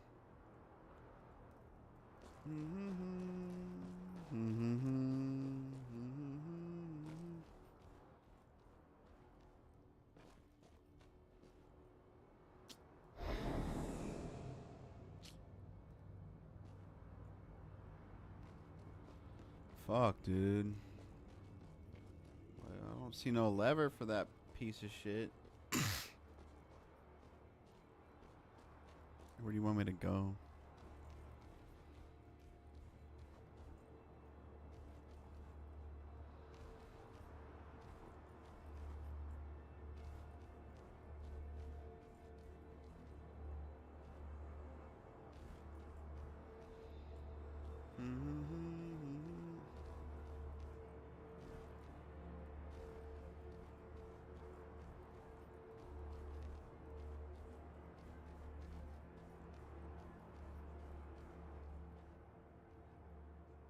Damn, now I'm like stuck, man. What the hell?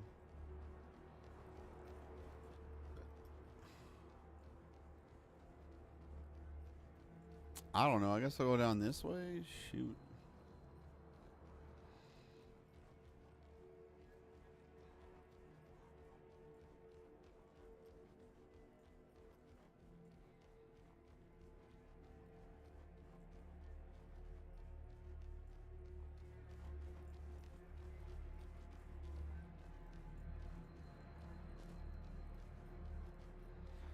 Isn't this where I started, though?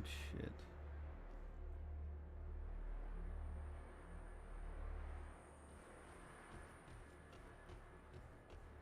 Wasn't this a dead end?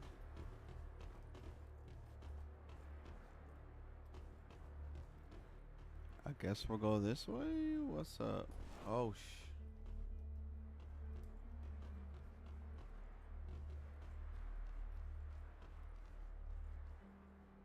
a lot of exploration popping on, man. I'll give the game credit. It's pretty wide open. It just throws you into the freaking fire, man. Shit.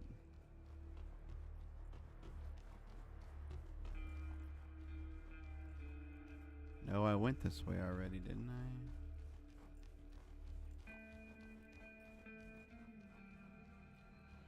Really don't know.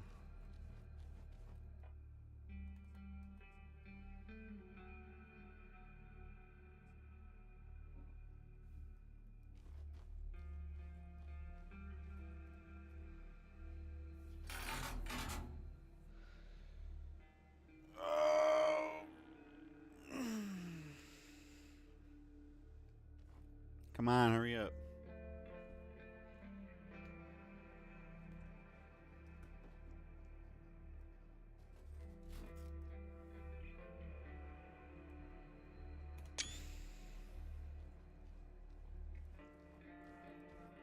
Let's see where this goes, man.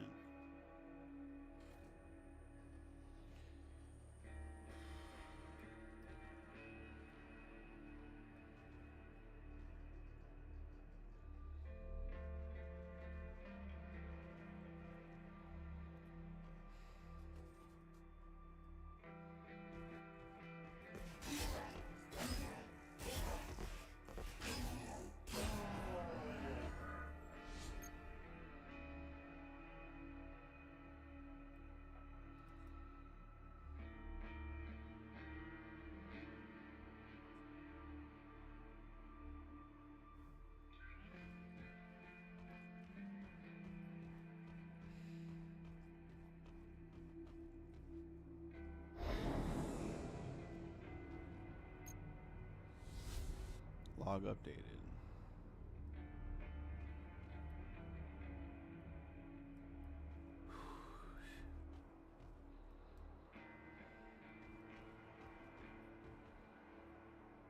Jumping while moving increases the distance. Oh yeah, I know that. I can do that. Oh, sheesh.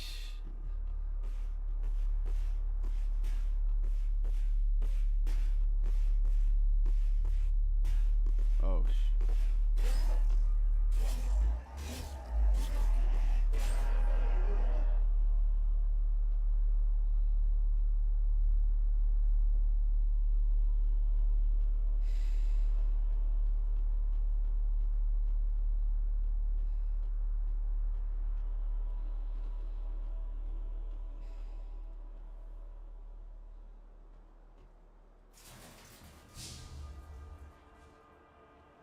how do you use ladders?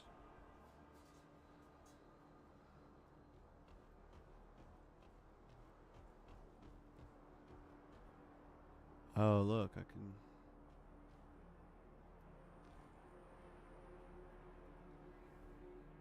Stone shield concoction. Which way?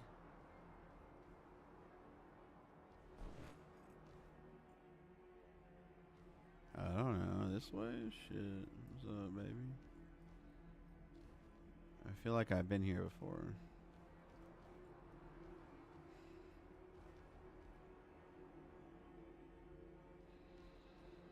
Am I going the right way or something? I don't know. Oh, brother.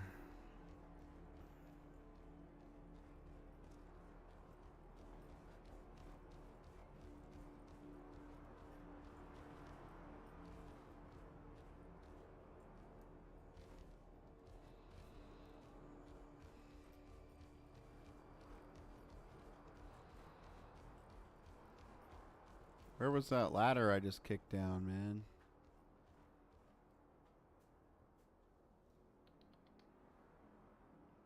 Hi, Marge. My cat just took a crap or something.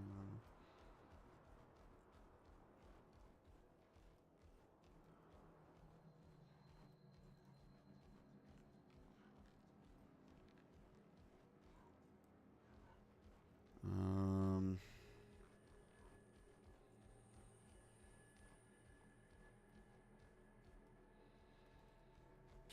I don't know.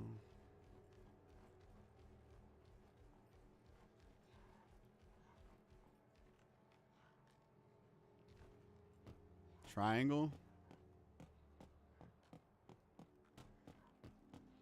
Why do these ladders have to be so tall?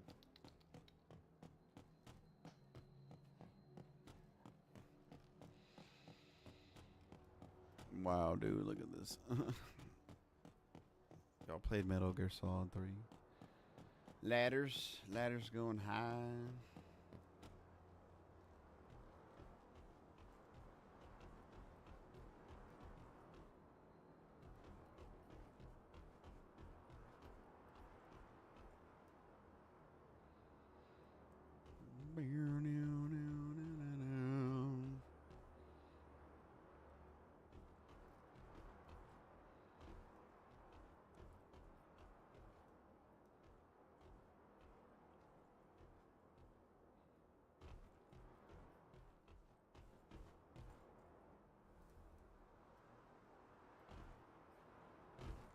Okay.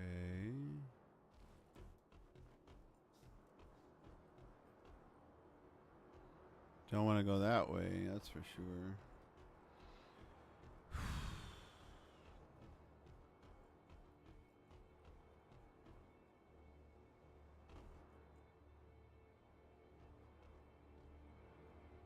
What if I drop down?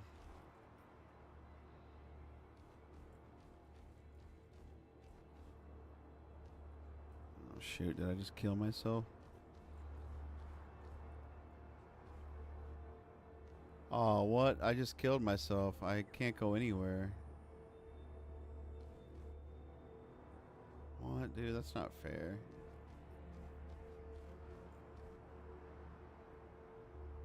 Come on, man.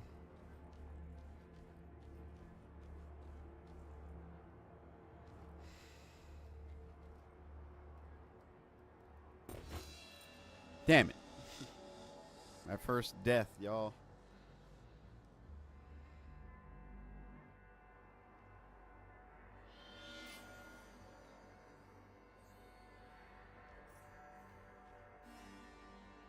Okay.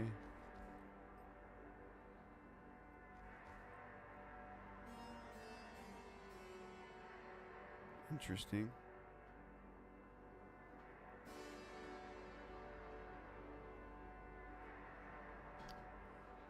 Didn't really tell me much, man.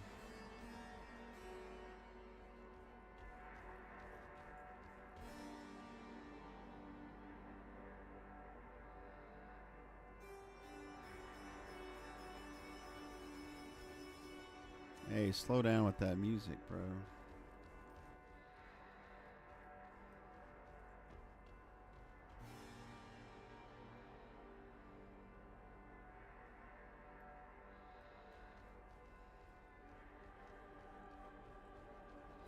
So, what's behind me? Can I, like...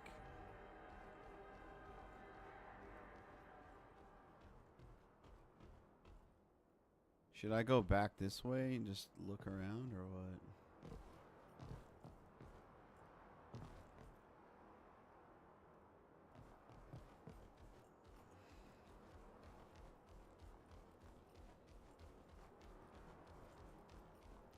Is it even worth it to go back all the way this way? I don't think so.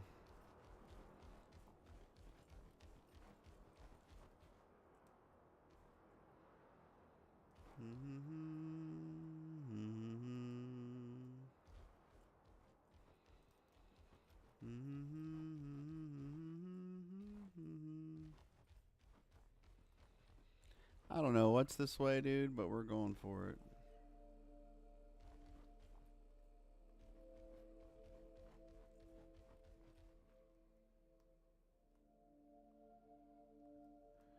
I mean, there might be secrets. I don't know.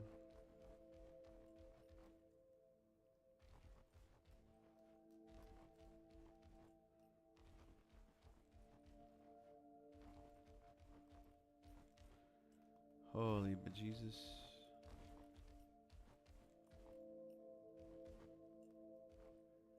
You think I should go this way, guys, or what? I think I'm gonna die for show.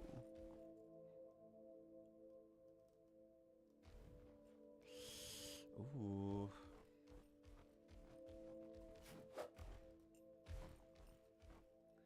Well, I killed myself. It's not fair, man. There's nowhere to go.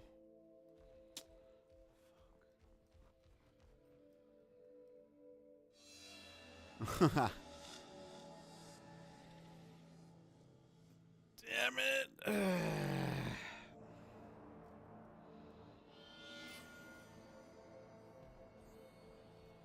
I guess we're going back this way, whatever.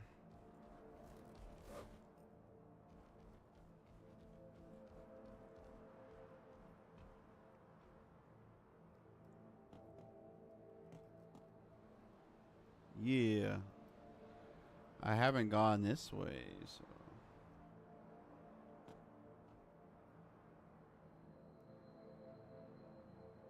Oh, cool.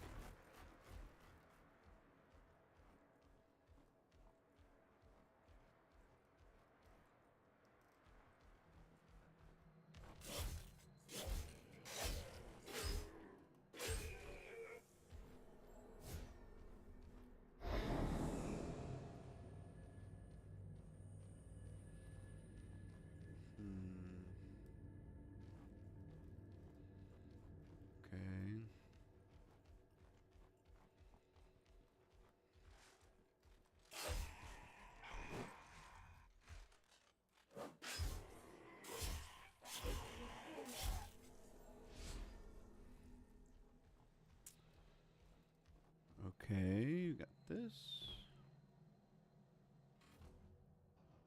Going up.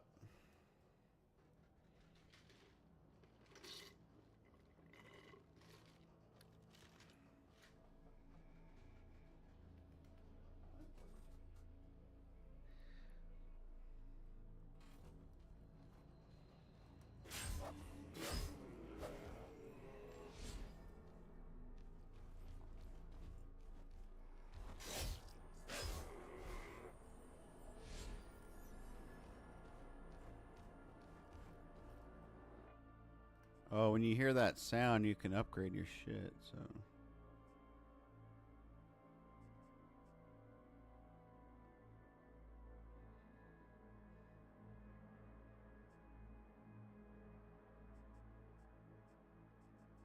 Sure, I guess.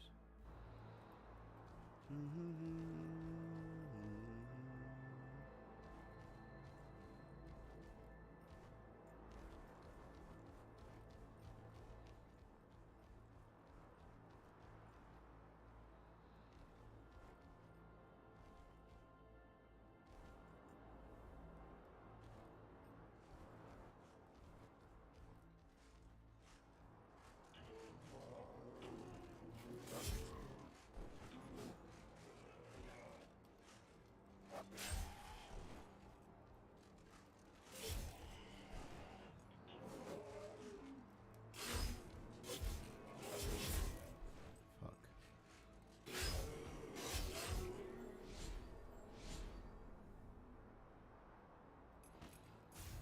Just always heal up, I guess.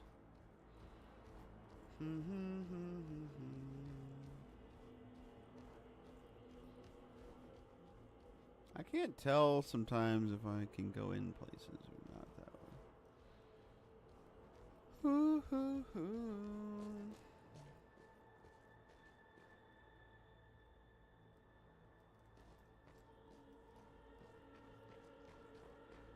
I don't think I've been this way.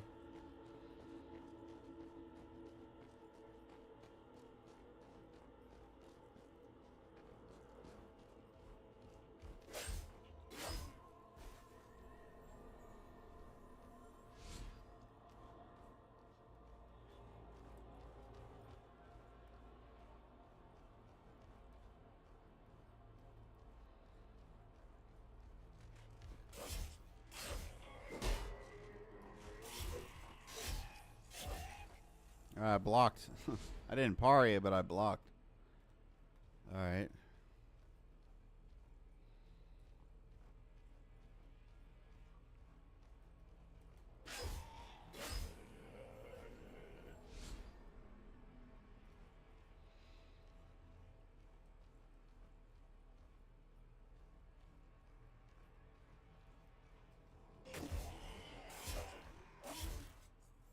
I tried to hit R2 for that one. I fucked up. Can't go out that way.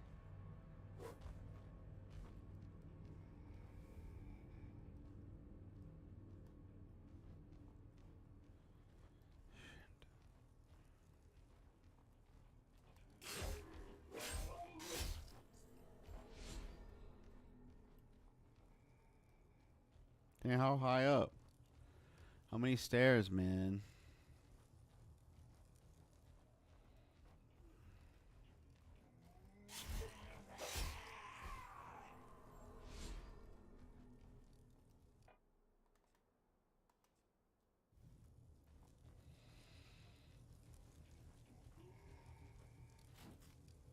Whenever there's an item like that, and I can't see around the corners, yep, I feel like you just get attacked.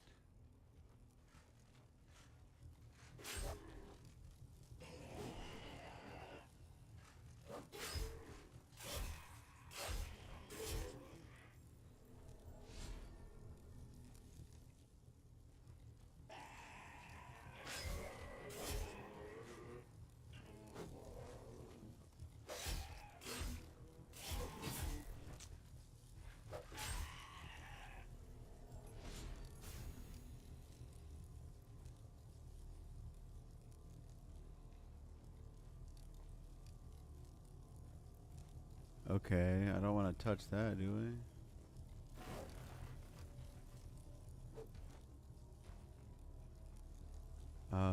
Yeah, that's not good. La la la la la la la la la la la la. Oh, hey, where did you come from, mother lovely? Thought I killed everyone down there.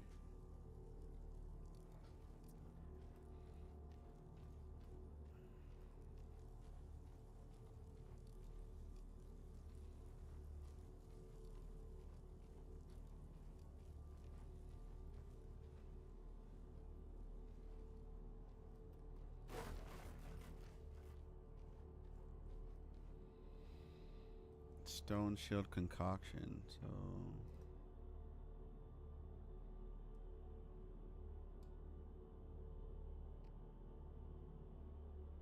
lesser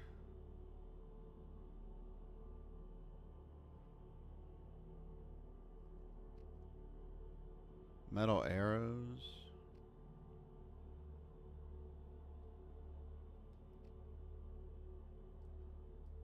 Okay.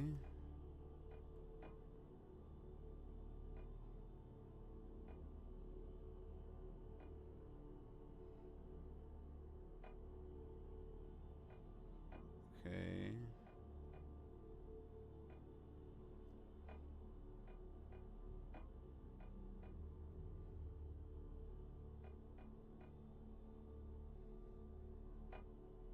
Okay, cool. New stuff. I like new stuff.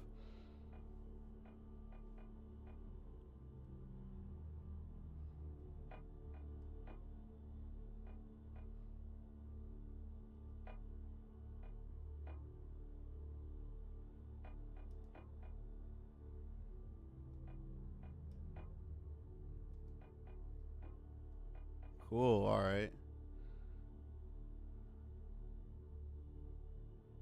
How do you equip this stupid thing?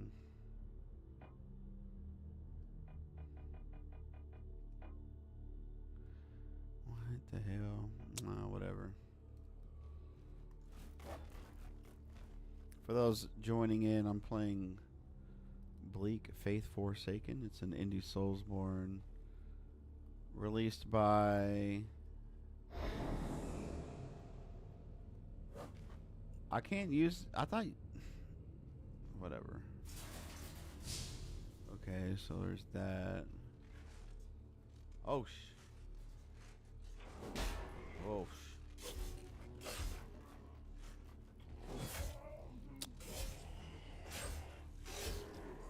So, dude, I accidentally crouch because I panic and click the goddamn stick. And you can't block if you're crouching, so I fucking taking damage.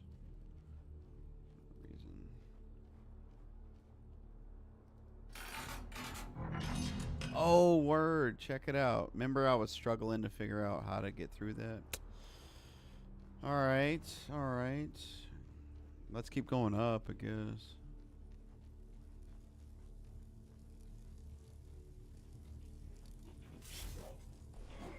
Multiple enemies in a Soulsborne game. Never good, never good.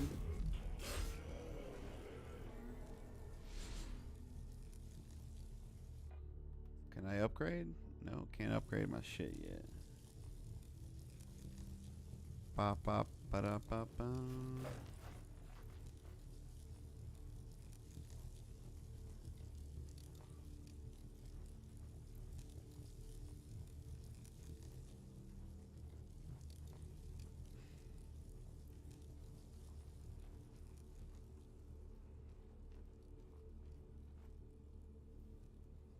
Evolve staff. Okay, I got some cool stuff there.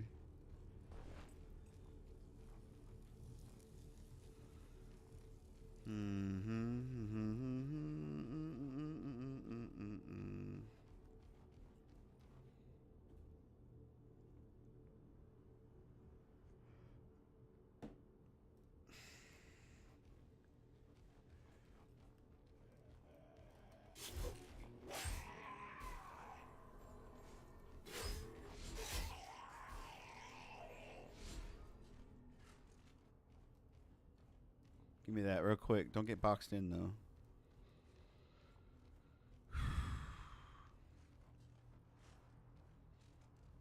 Yeah, I kind of have to use the bathroom. Hold on.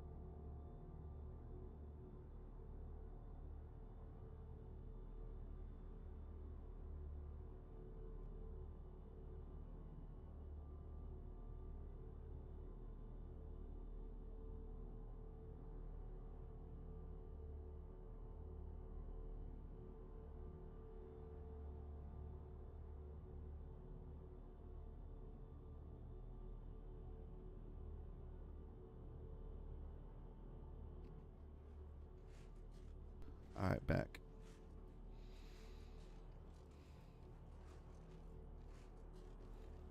Jeez, come on.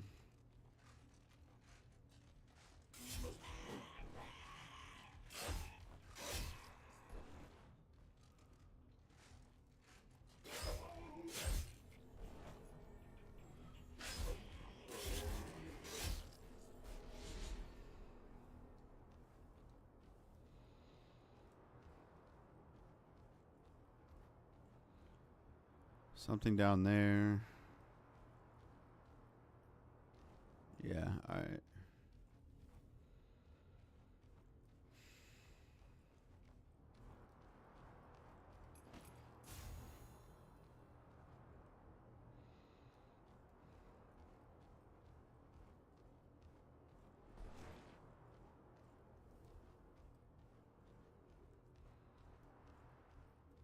Oh, look, I can save the game over there.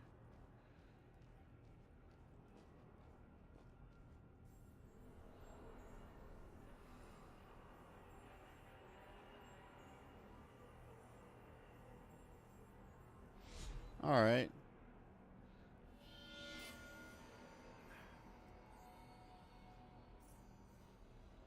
Finally, another save point. Jeez.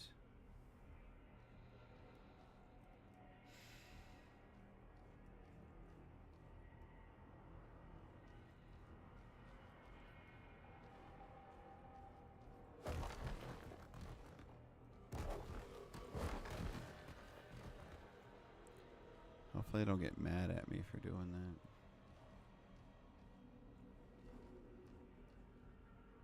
Oh, look, a boss fight, yo. Let's go. Let's go.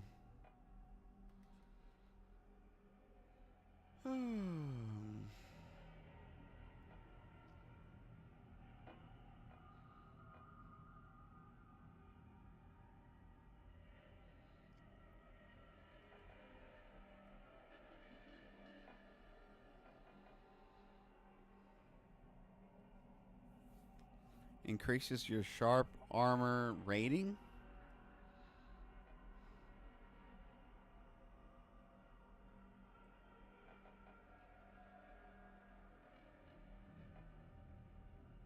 What the freaking hell is a mystery?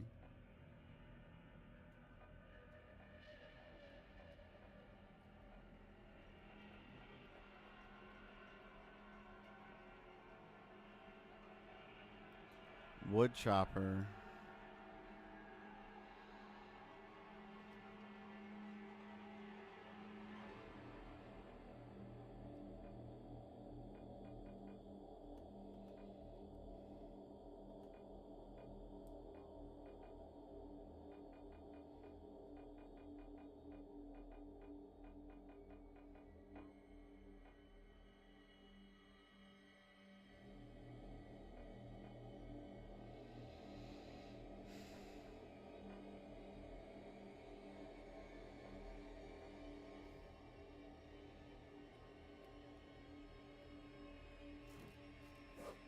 So easy. All right, let's get in there.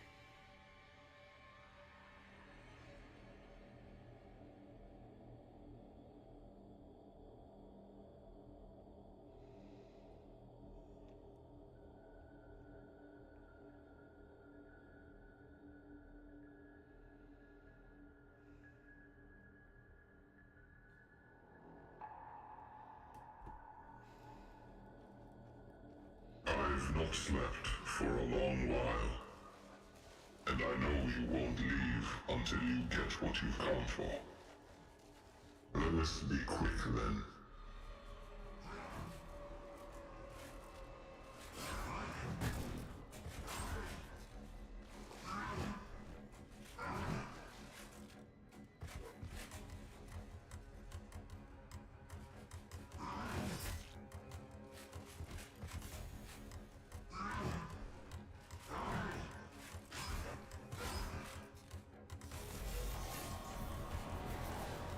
What the hell is that?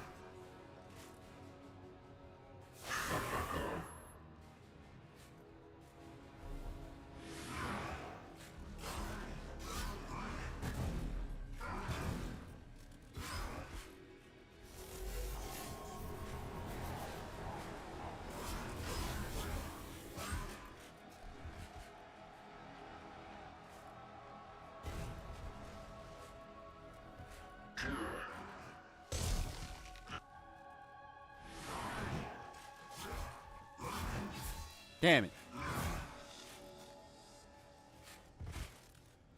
Damn, I can beat his behind. I got him.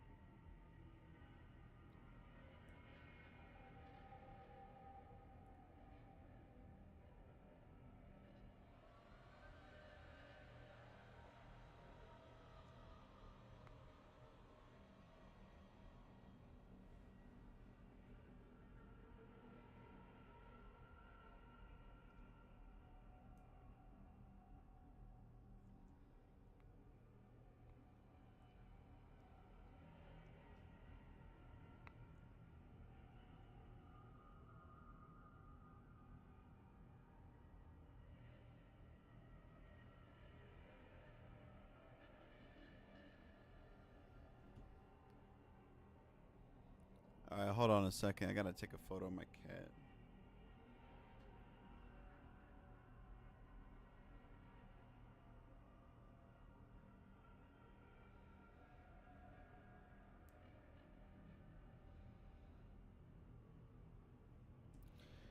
All right.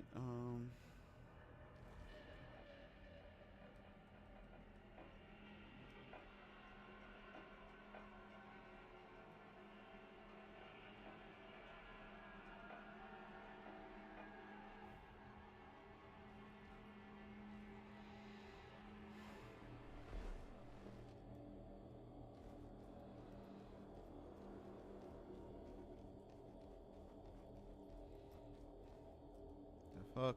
I've not slept for a long while, and I know you won't leave until you get what you've come for. Let us be quick then.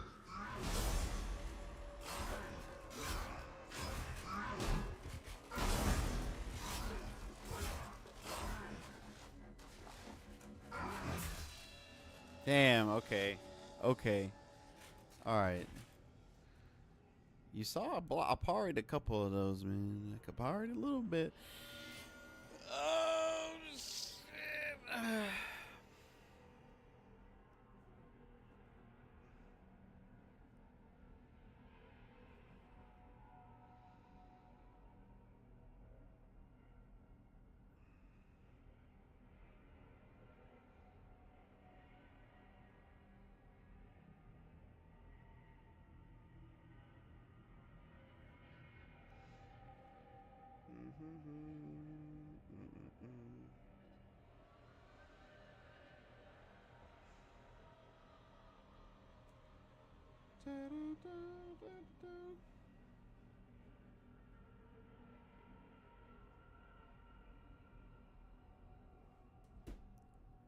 Damn it.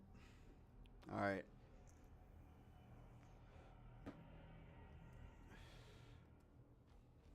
Let's try this again.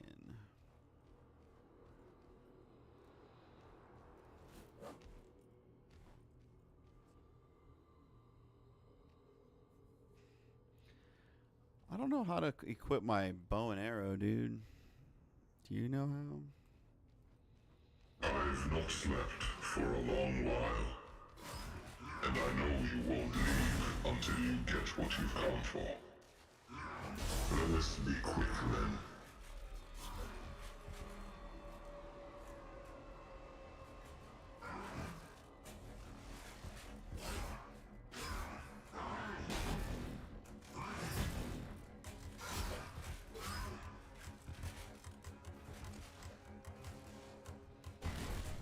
Whoa.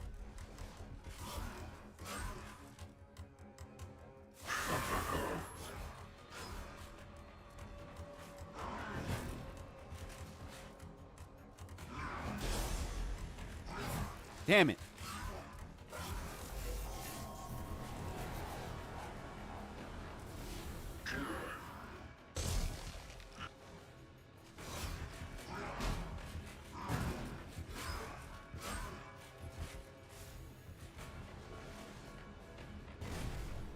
Oh shit, I forgot. You gotta jump.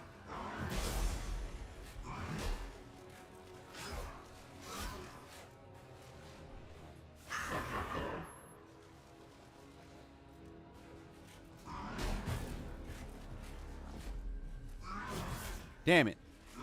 Damn. Gotta get that block button. Gotta get the parry. Ow.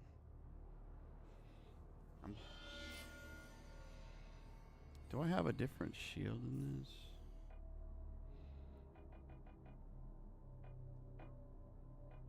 Is this shield better?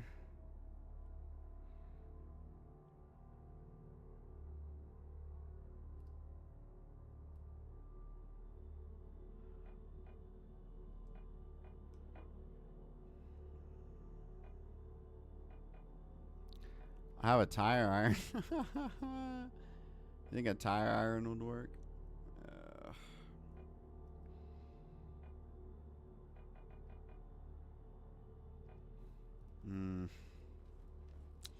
I feel like I can get this.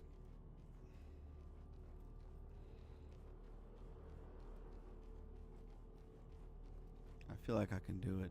I've not slept for a long while. Whoops. And I know you won't leave until you get what you've come for. Let us be quick then. I don't know why I'm not blocking.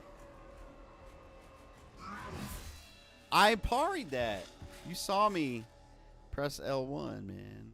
God. We're going to be here a minute. I'm not doing much damage on my sword, man. My sword stinks. I got this stupid ass wooden board for a shield, man. Alright. I've not slept for a long while. And I know you won't leave until you get what you've come for. Let us be quick then.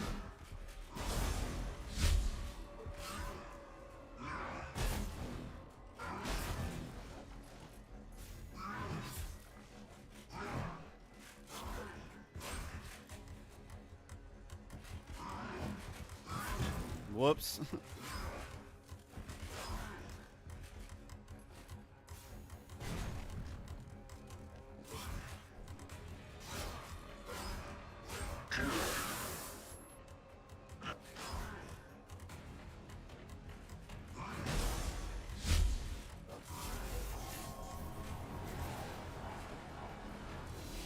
What? How do you block that crap? How do you do that?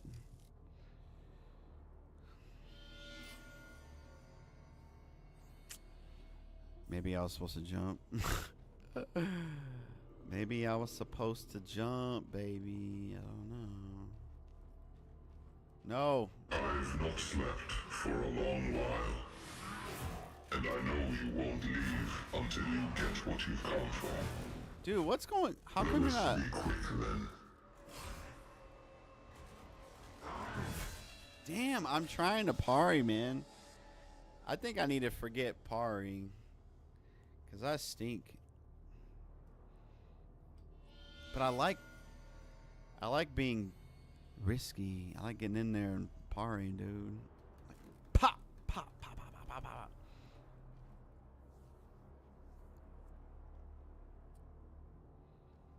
Focus on deliberate, well-timed defenses. All right. I mean, I could just roll, man. I think I can just roll. All right, let's eat some night candies. I'm running out. Nom nom nom. I've not slept for a long while. And I know you won't leave until you get what you've come for. Let us be quick then.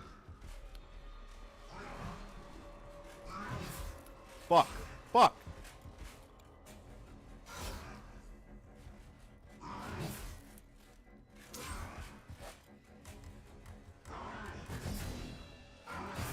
I suck.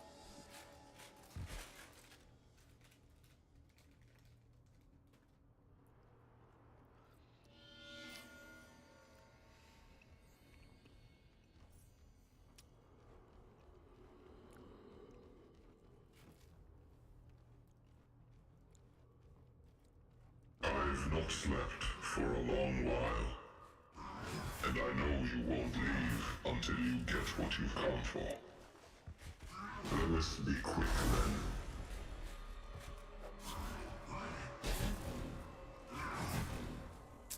Damn.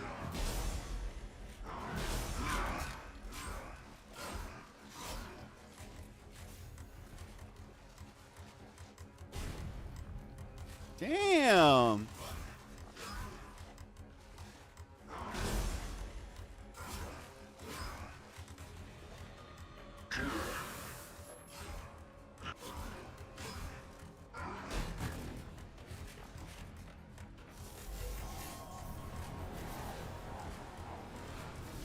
What? I don't get it.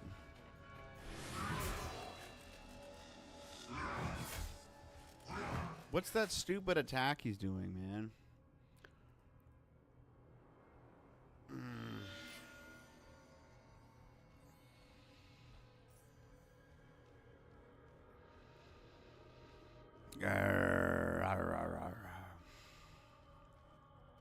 I've not slept for a long while. And I know you won't leave until you get what you've come for. Bro, I Let us am... be quick then. Damn, I am fucking up.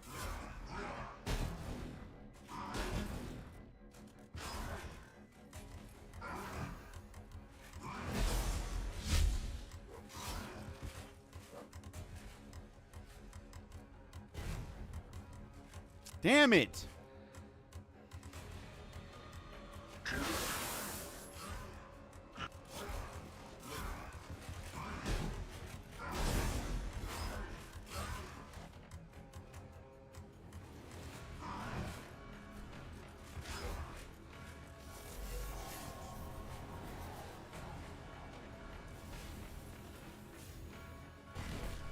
Fuck, dude, you gotta pay attention.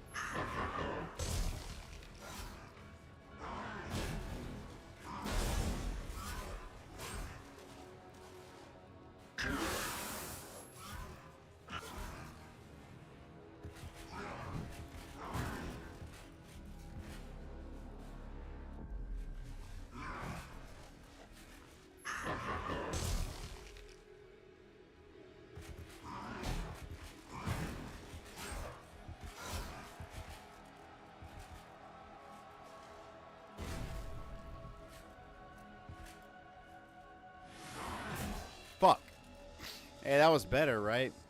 Did better. I was doing better. I was doing better.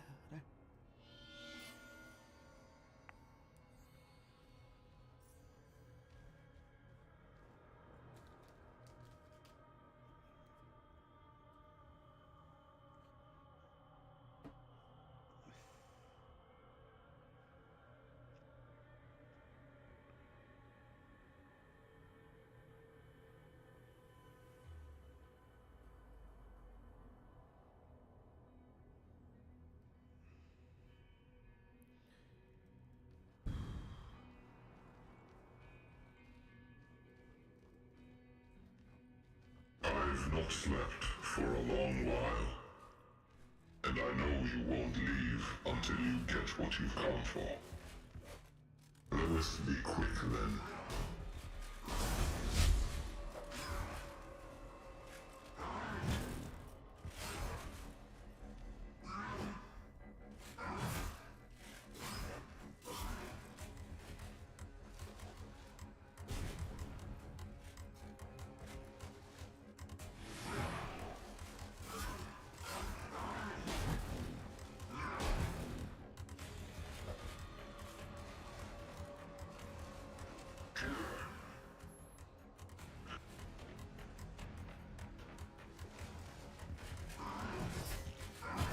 Fuck.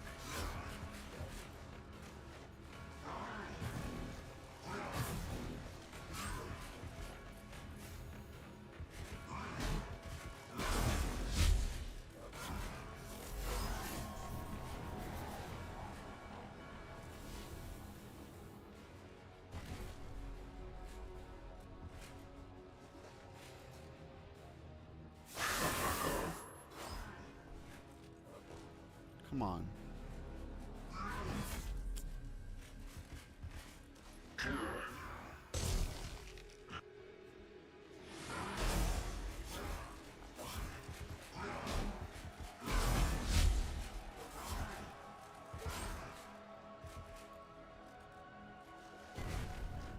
Damn, you fucker.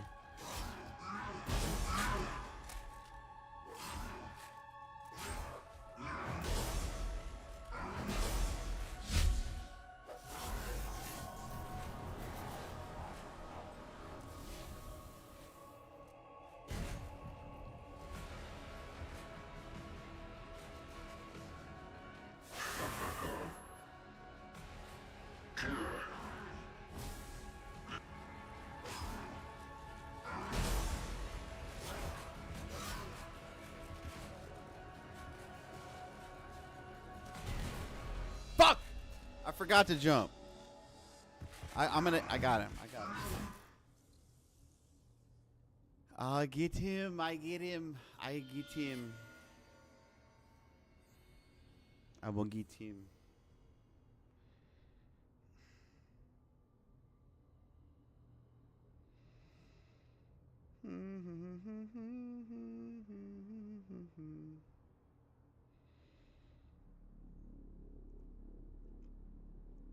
I can do it, man. I can do it. Ah.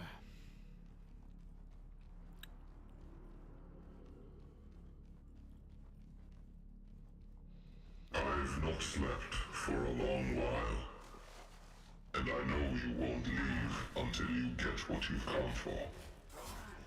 Let us be quick then.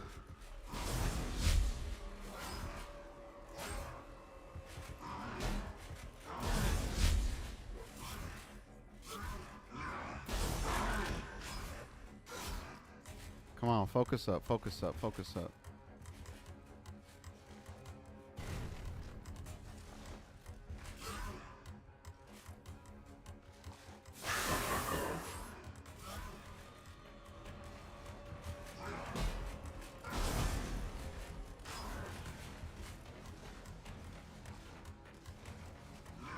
Alright, I don't want to fucking take chances on that. Fuck! Bitch!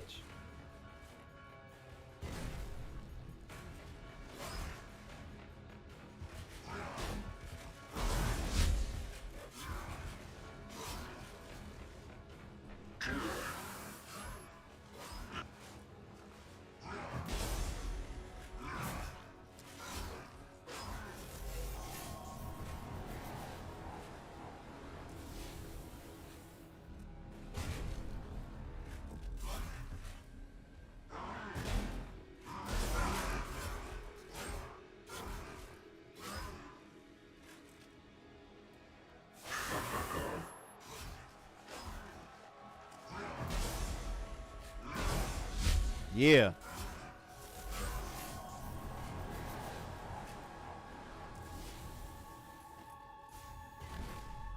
Oh,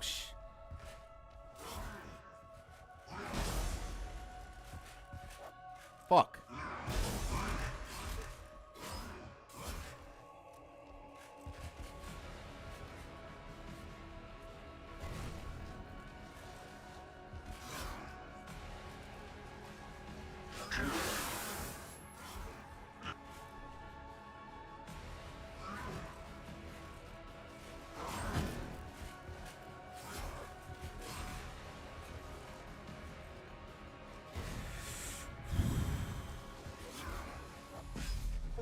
Yeah. Fuck yeah. Yeah. Let's go.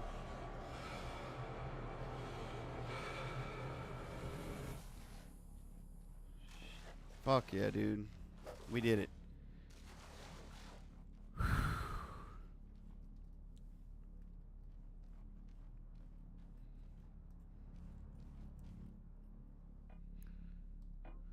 What did I pick up from that guy? Let's just keep going. I did it. What was that? 10 tries? 10 times? 12? Not bad.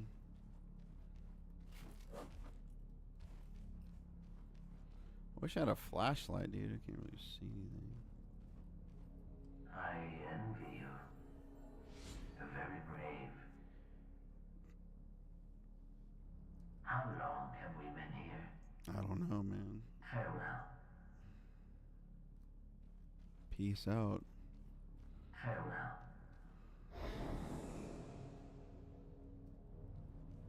Okay, this is an interesting... I don't think I want to drop down there, man. Okay, I came through there, going this way.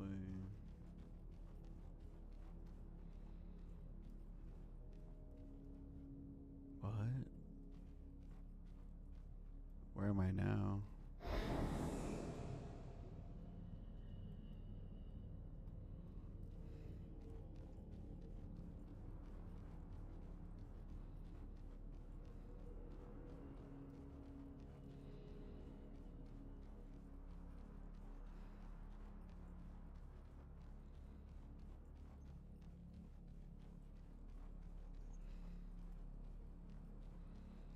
Alright, let's keep going. Shoot.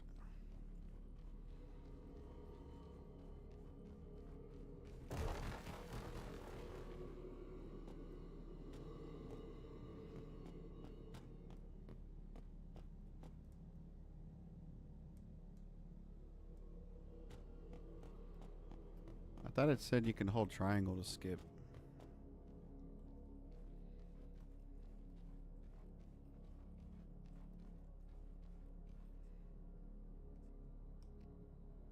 Of course.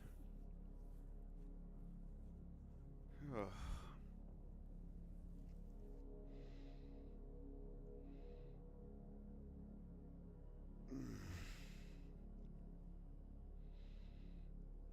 Of course.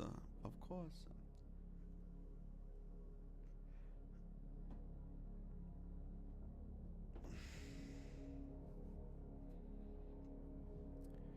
Whew. I was told if you get past that first boss, you're doing pretty good. Little skill check there. Man, my chest is sore.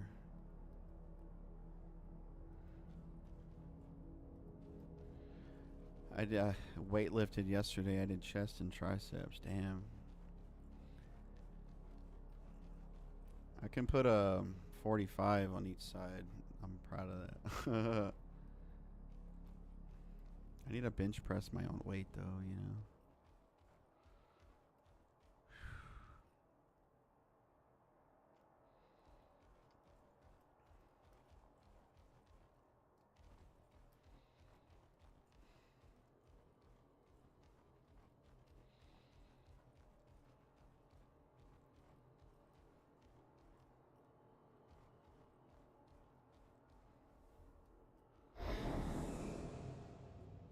Can go up ladders or I can search. What's going on over here? Nothing.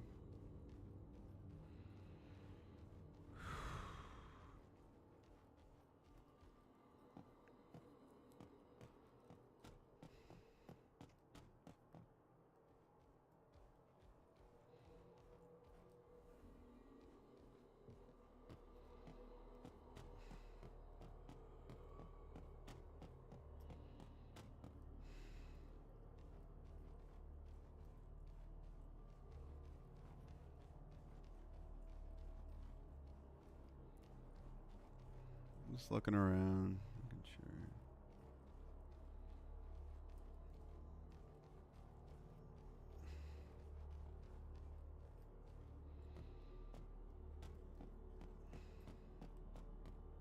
Did I hear someone coughing?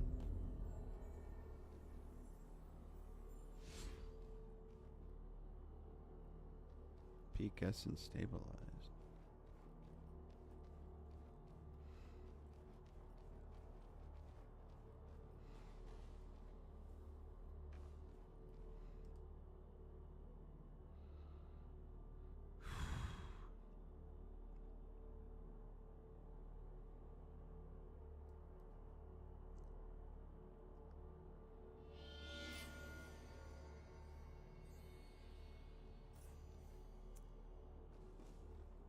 Oh. Back so soon.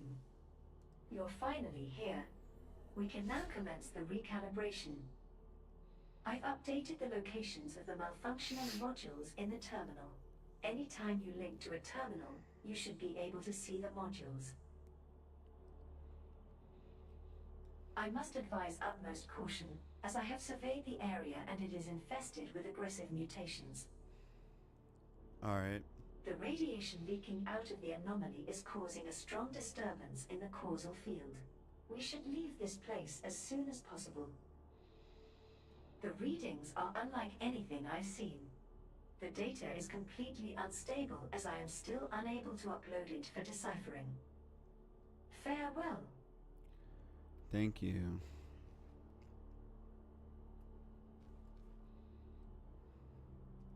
Let me rest again, so I don't have to hear that.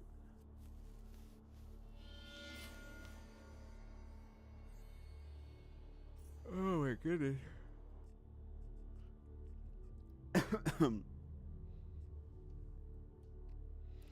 Alright guys, that was a nice little introduction and or a little taste to this game. I think I want to transition to Final Fantasy VIII.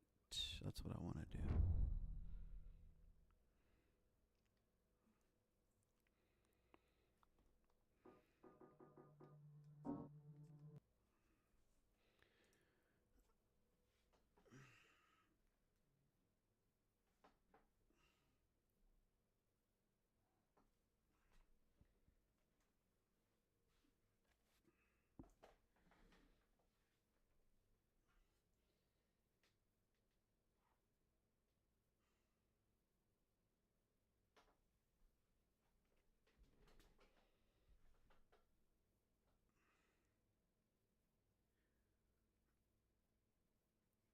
All right, let's get Final Fantasy VIII ready.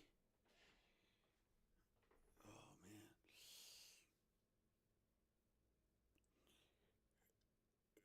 man. Oh, shit. Coffee's wearing off.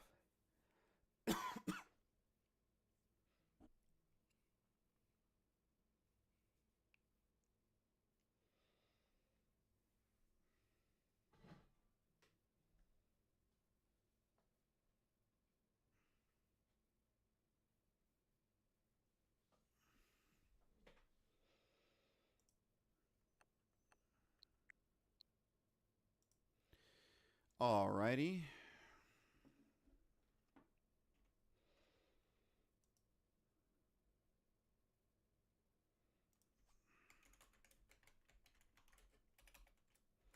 Need to update my stream information.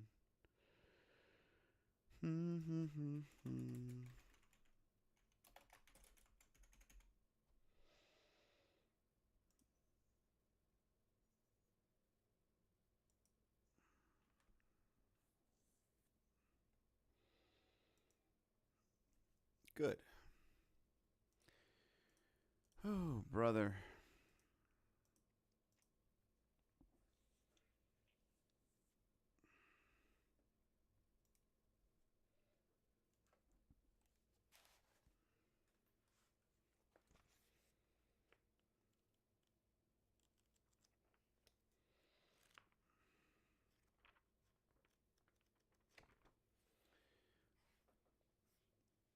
Okay. It's my Switch controller.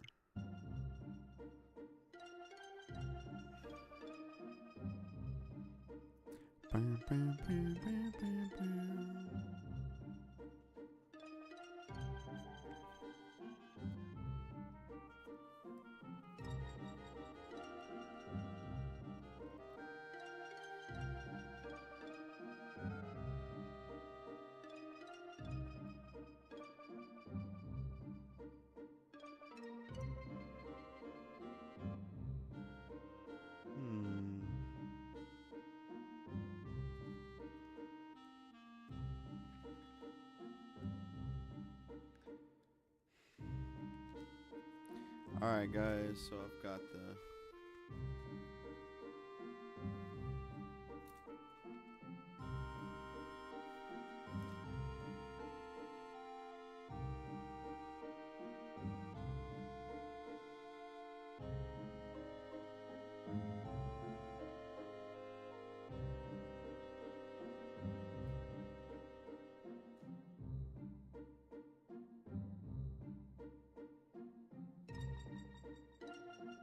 I want to do the Odin side quest, y'all.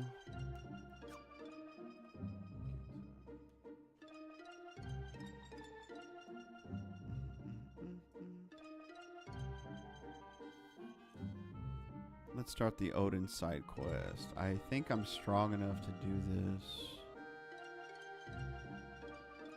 We're about to find out.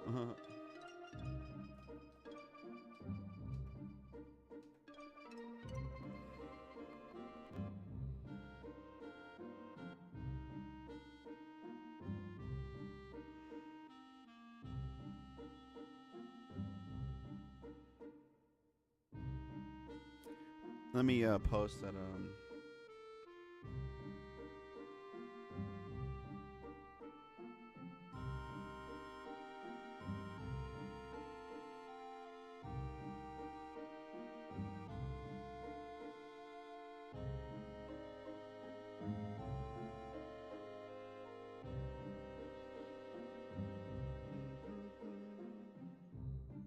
Alright, almost ready.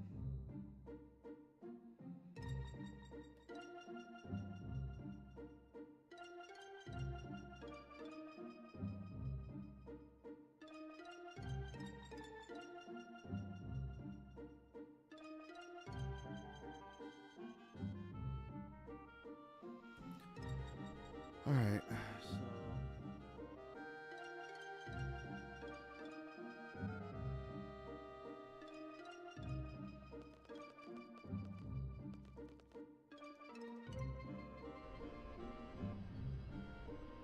alright, where's the Centra crater?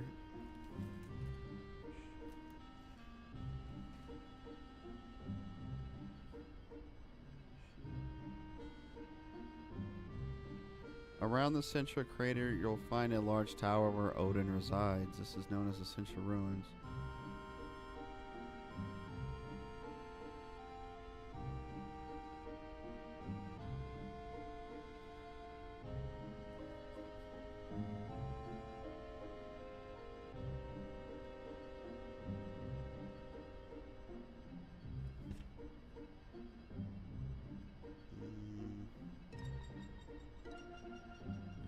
Let me go to the bathroom and pee, and then we'll start. Okay, guys? One sec.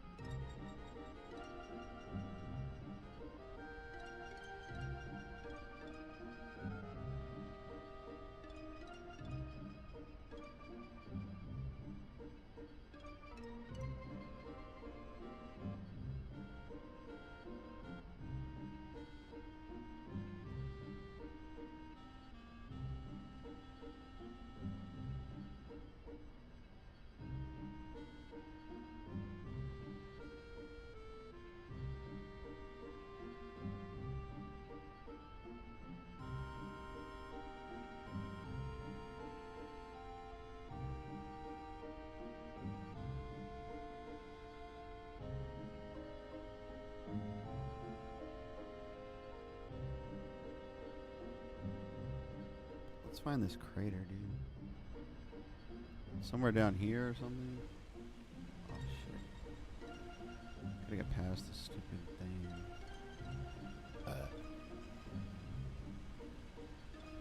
Damn it! Get around this. Oh my god. Going totally the wrong way. How do we get down there? Stupid. I should know how to get around this.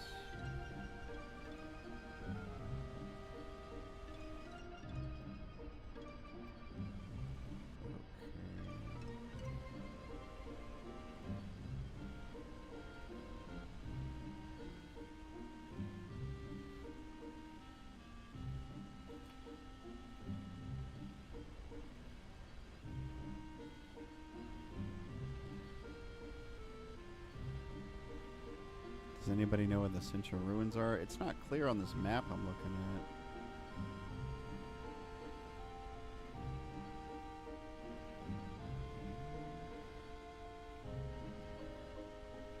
Oh, shit.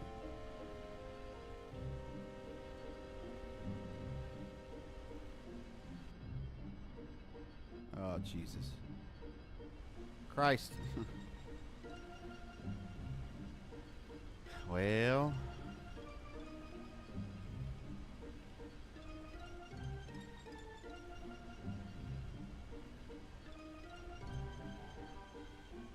A little lost here, ladies and gentlemen. Just a little lost. It's okay.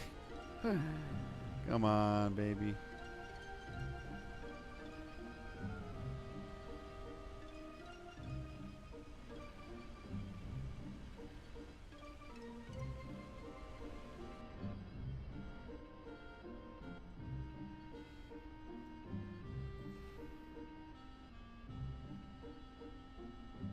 Okay, that's Adia's house.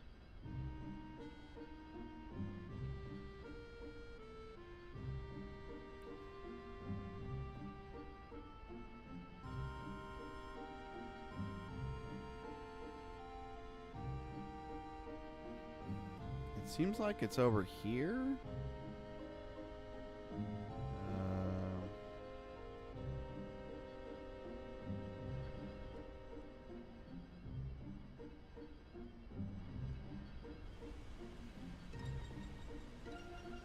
How do I get up there, man? There. Okay, now we're in business.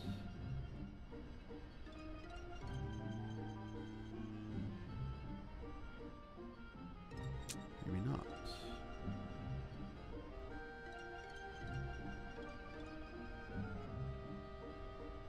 Looking.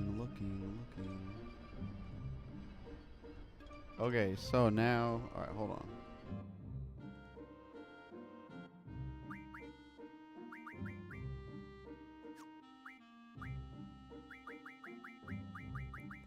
This is what we gotta do.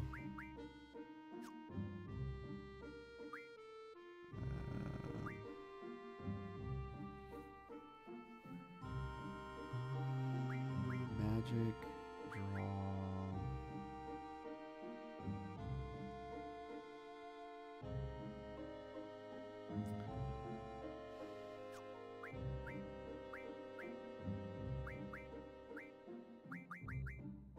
Yeah, that's it.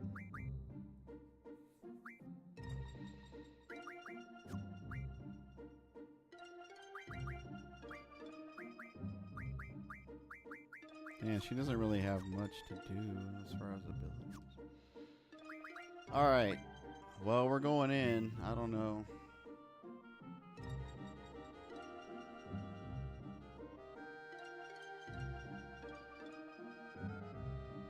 Let's go.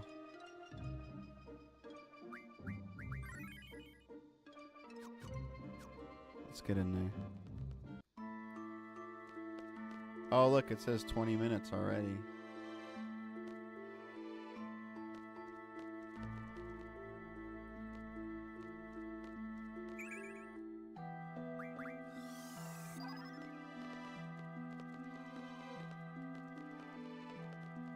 Oh yeah, cool. The stairs light up like that.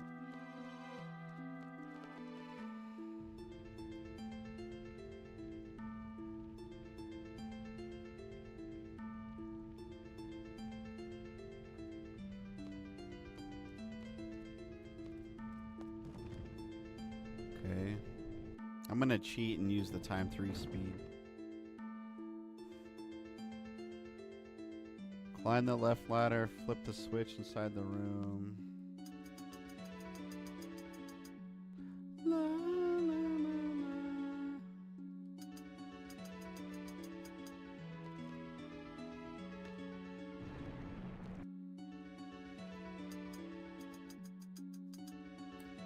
Okay.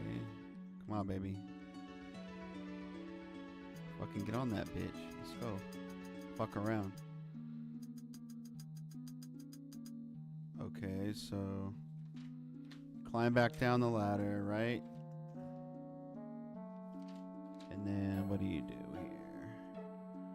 You'll notice that the altar in front of the elevator is now lit. Upon examining it, a staircase will appear on the right. Follow the stairs to the top.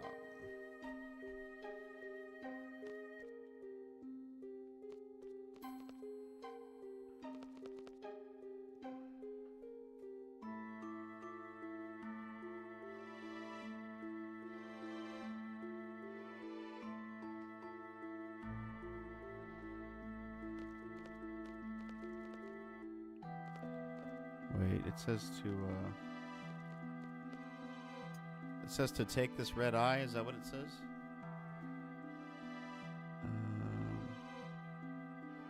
Climb the short ladder on the left, take the eye from the statue, and then climb up the stairs on the right side.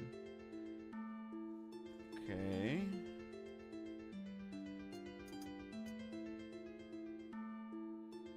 Oh my god, y'all.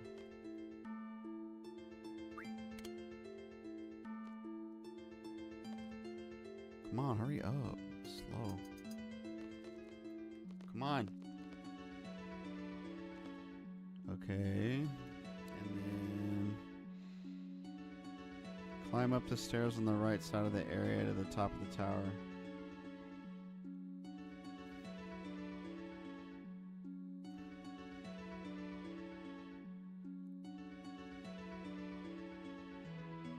To the top of the tower, okay.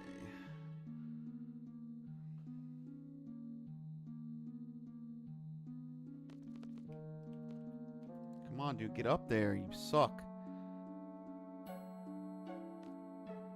Okay, so in this one you...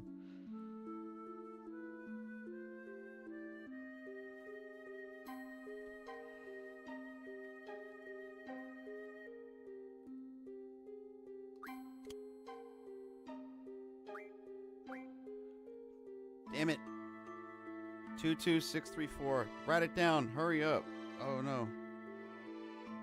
22634. Okay.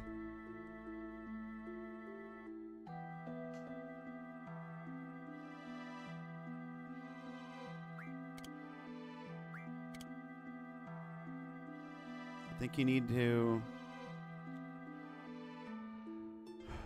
take both eyes out of the demon statue and go downstairs to the first demon statue.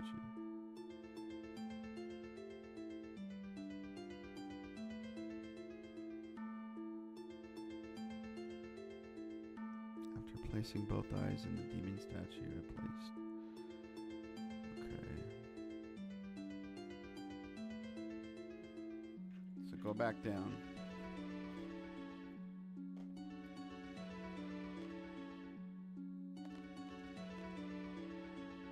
Okay, go with this.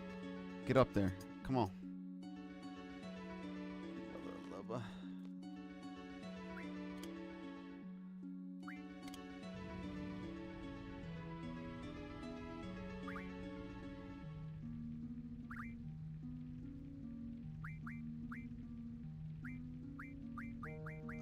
Six. No, no. 634.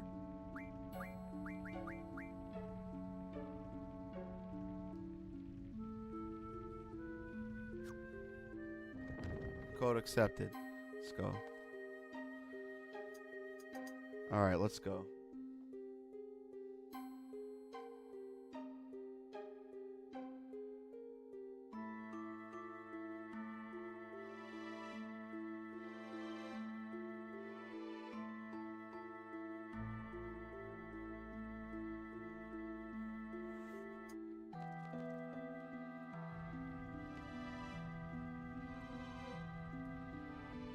All right, let's go. We gotta beat his ass and.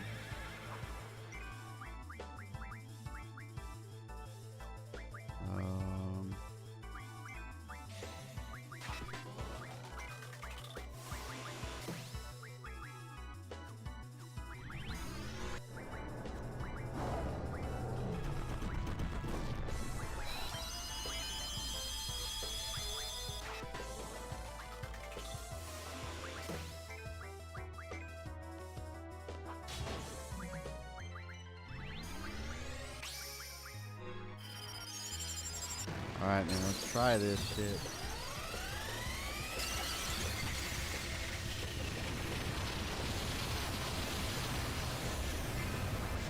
I'm actually curious, dude. I might be wasting time here, but I gotta know how much HP he has. I have to know. I have to know. This is wasting time, I know. 6,155. Come on.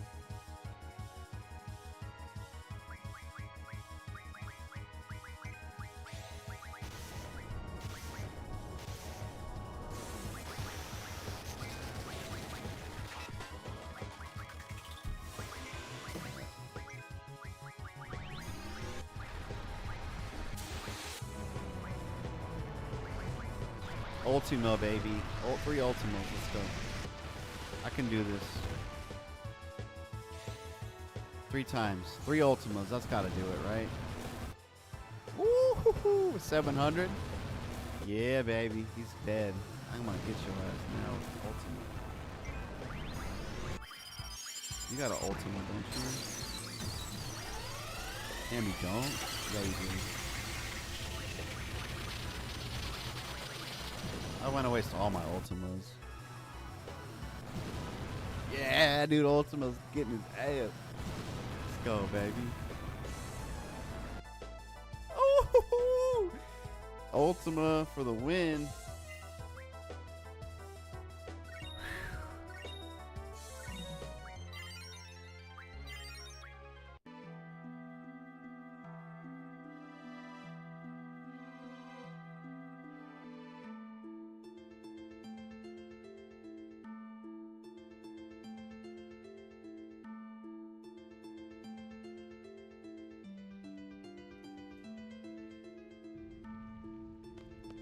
Nice. All right, let's go to those draw points real quick. Pain. What's pain? All right, we're done here. Let's get out of here. Woo, that was fun.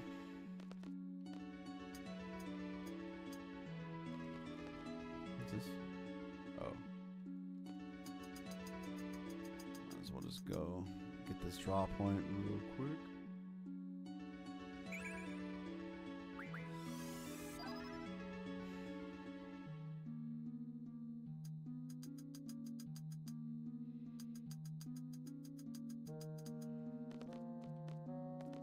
Well, I definitely need to want to go out. I'm gonna go out and save it.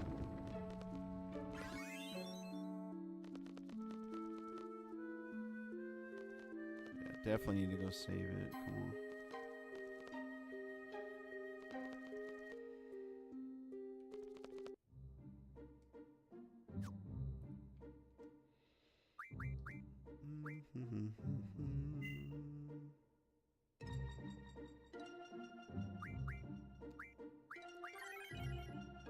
Okay, so now the next thing we need to do, apparently you can fight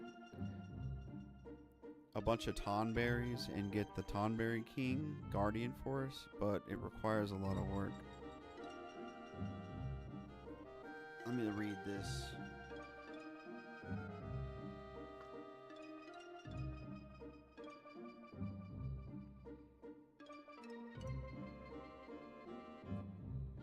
Your objective is to defeat 18 to 22 Tonberries, which will lure out the Tonberry King.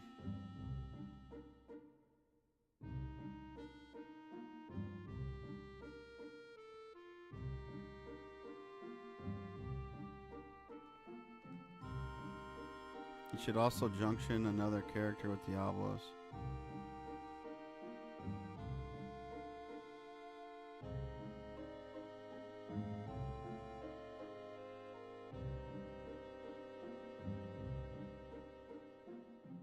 This attack can cause around 4,000.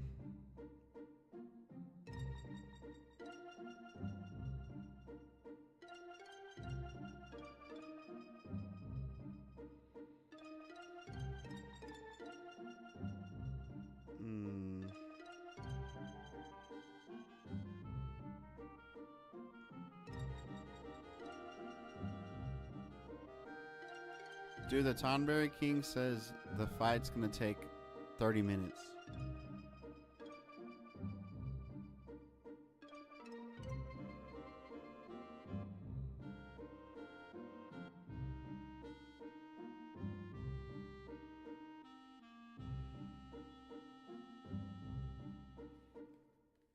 Damn, son.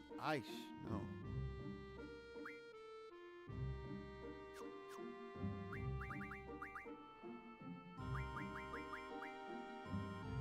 Damn, Squall is his compatibility is not good. Shit.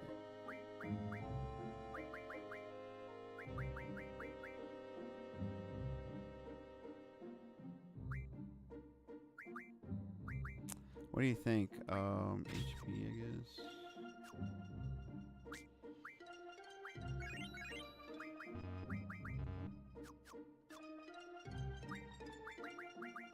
How many, I have 15 Phoenix Downs.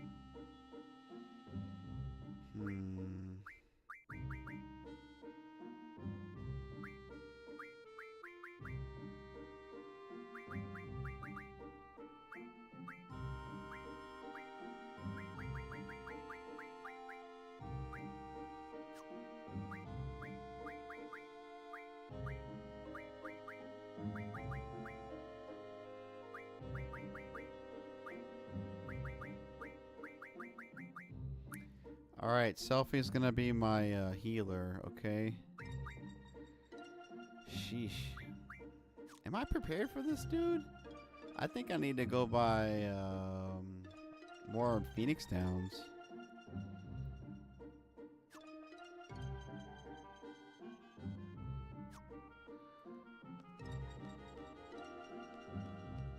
Also, look. Squall's compatibility is only 614. That's not good. He needs to be way higher, man. He needs to be 100%. Let's get into a battle and see what's going on here. I just want to see if I can summon Diablos a few times.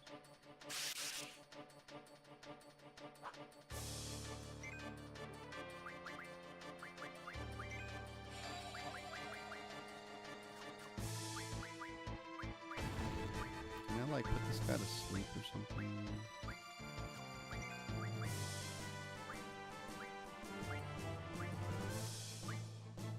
Do I have a sleep?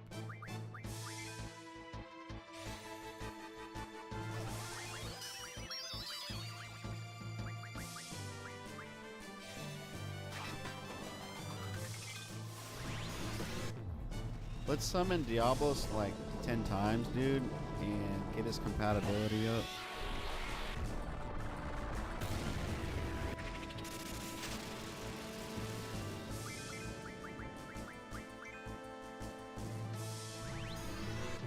Let's see how many times I can get his compatibility up.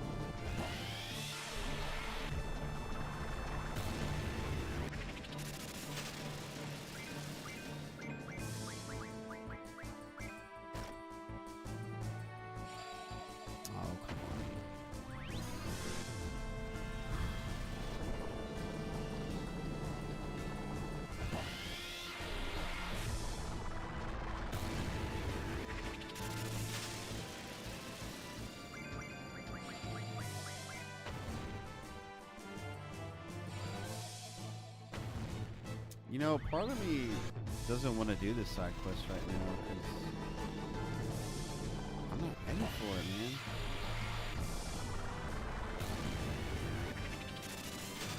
Alright, let's summon him one more time.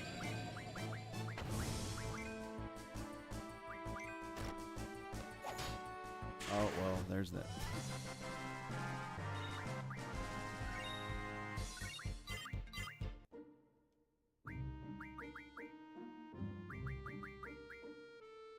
It went up to 694. That's pretty good, huh?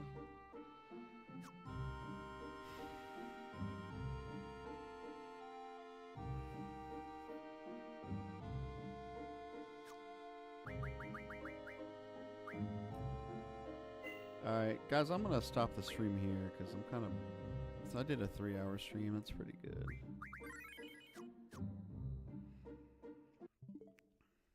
I want to watch... I need to eat dinner and watch the Cubs game, you know? I want to chill. I did pretty good today.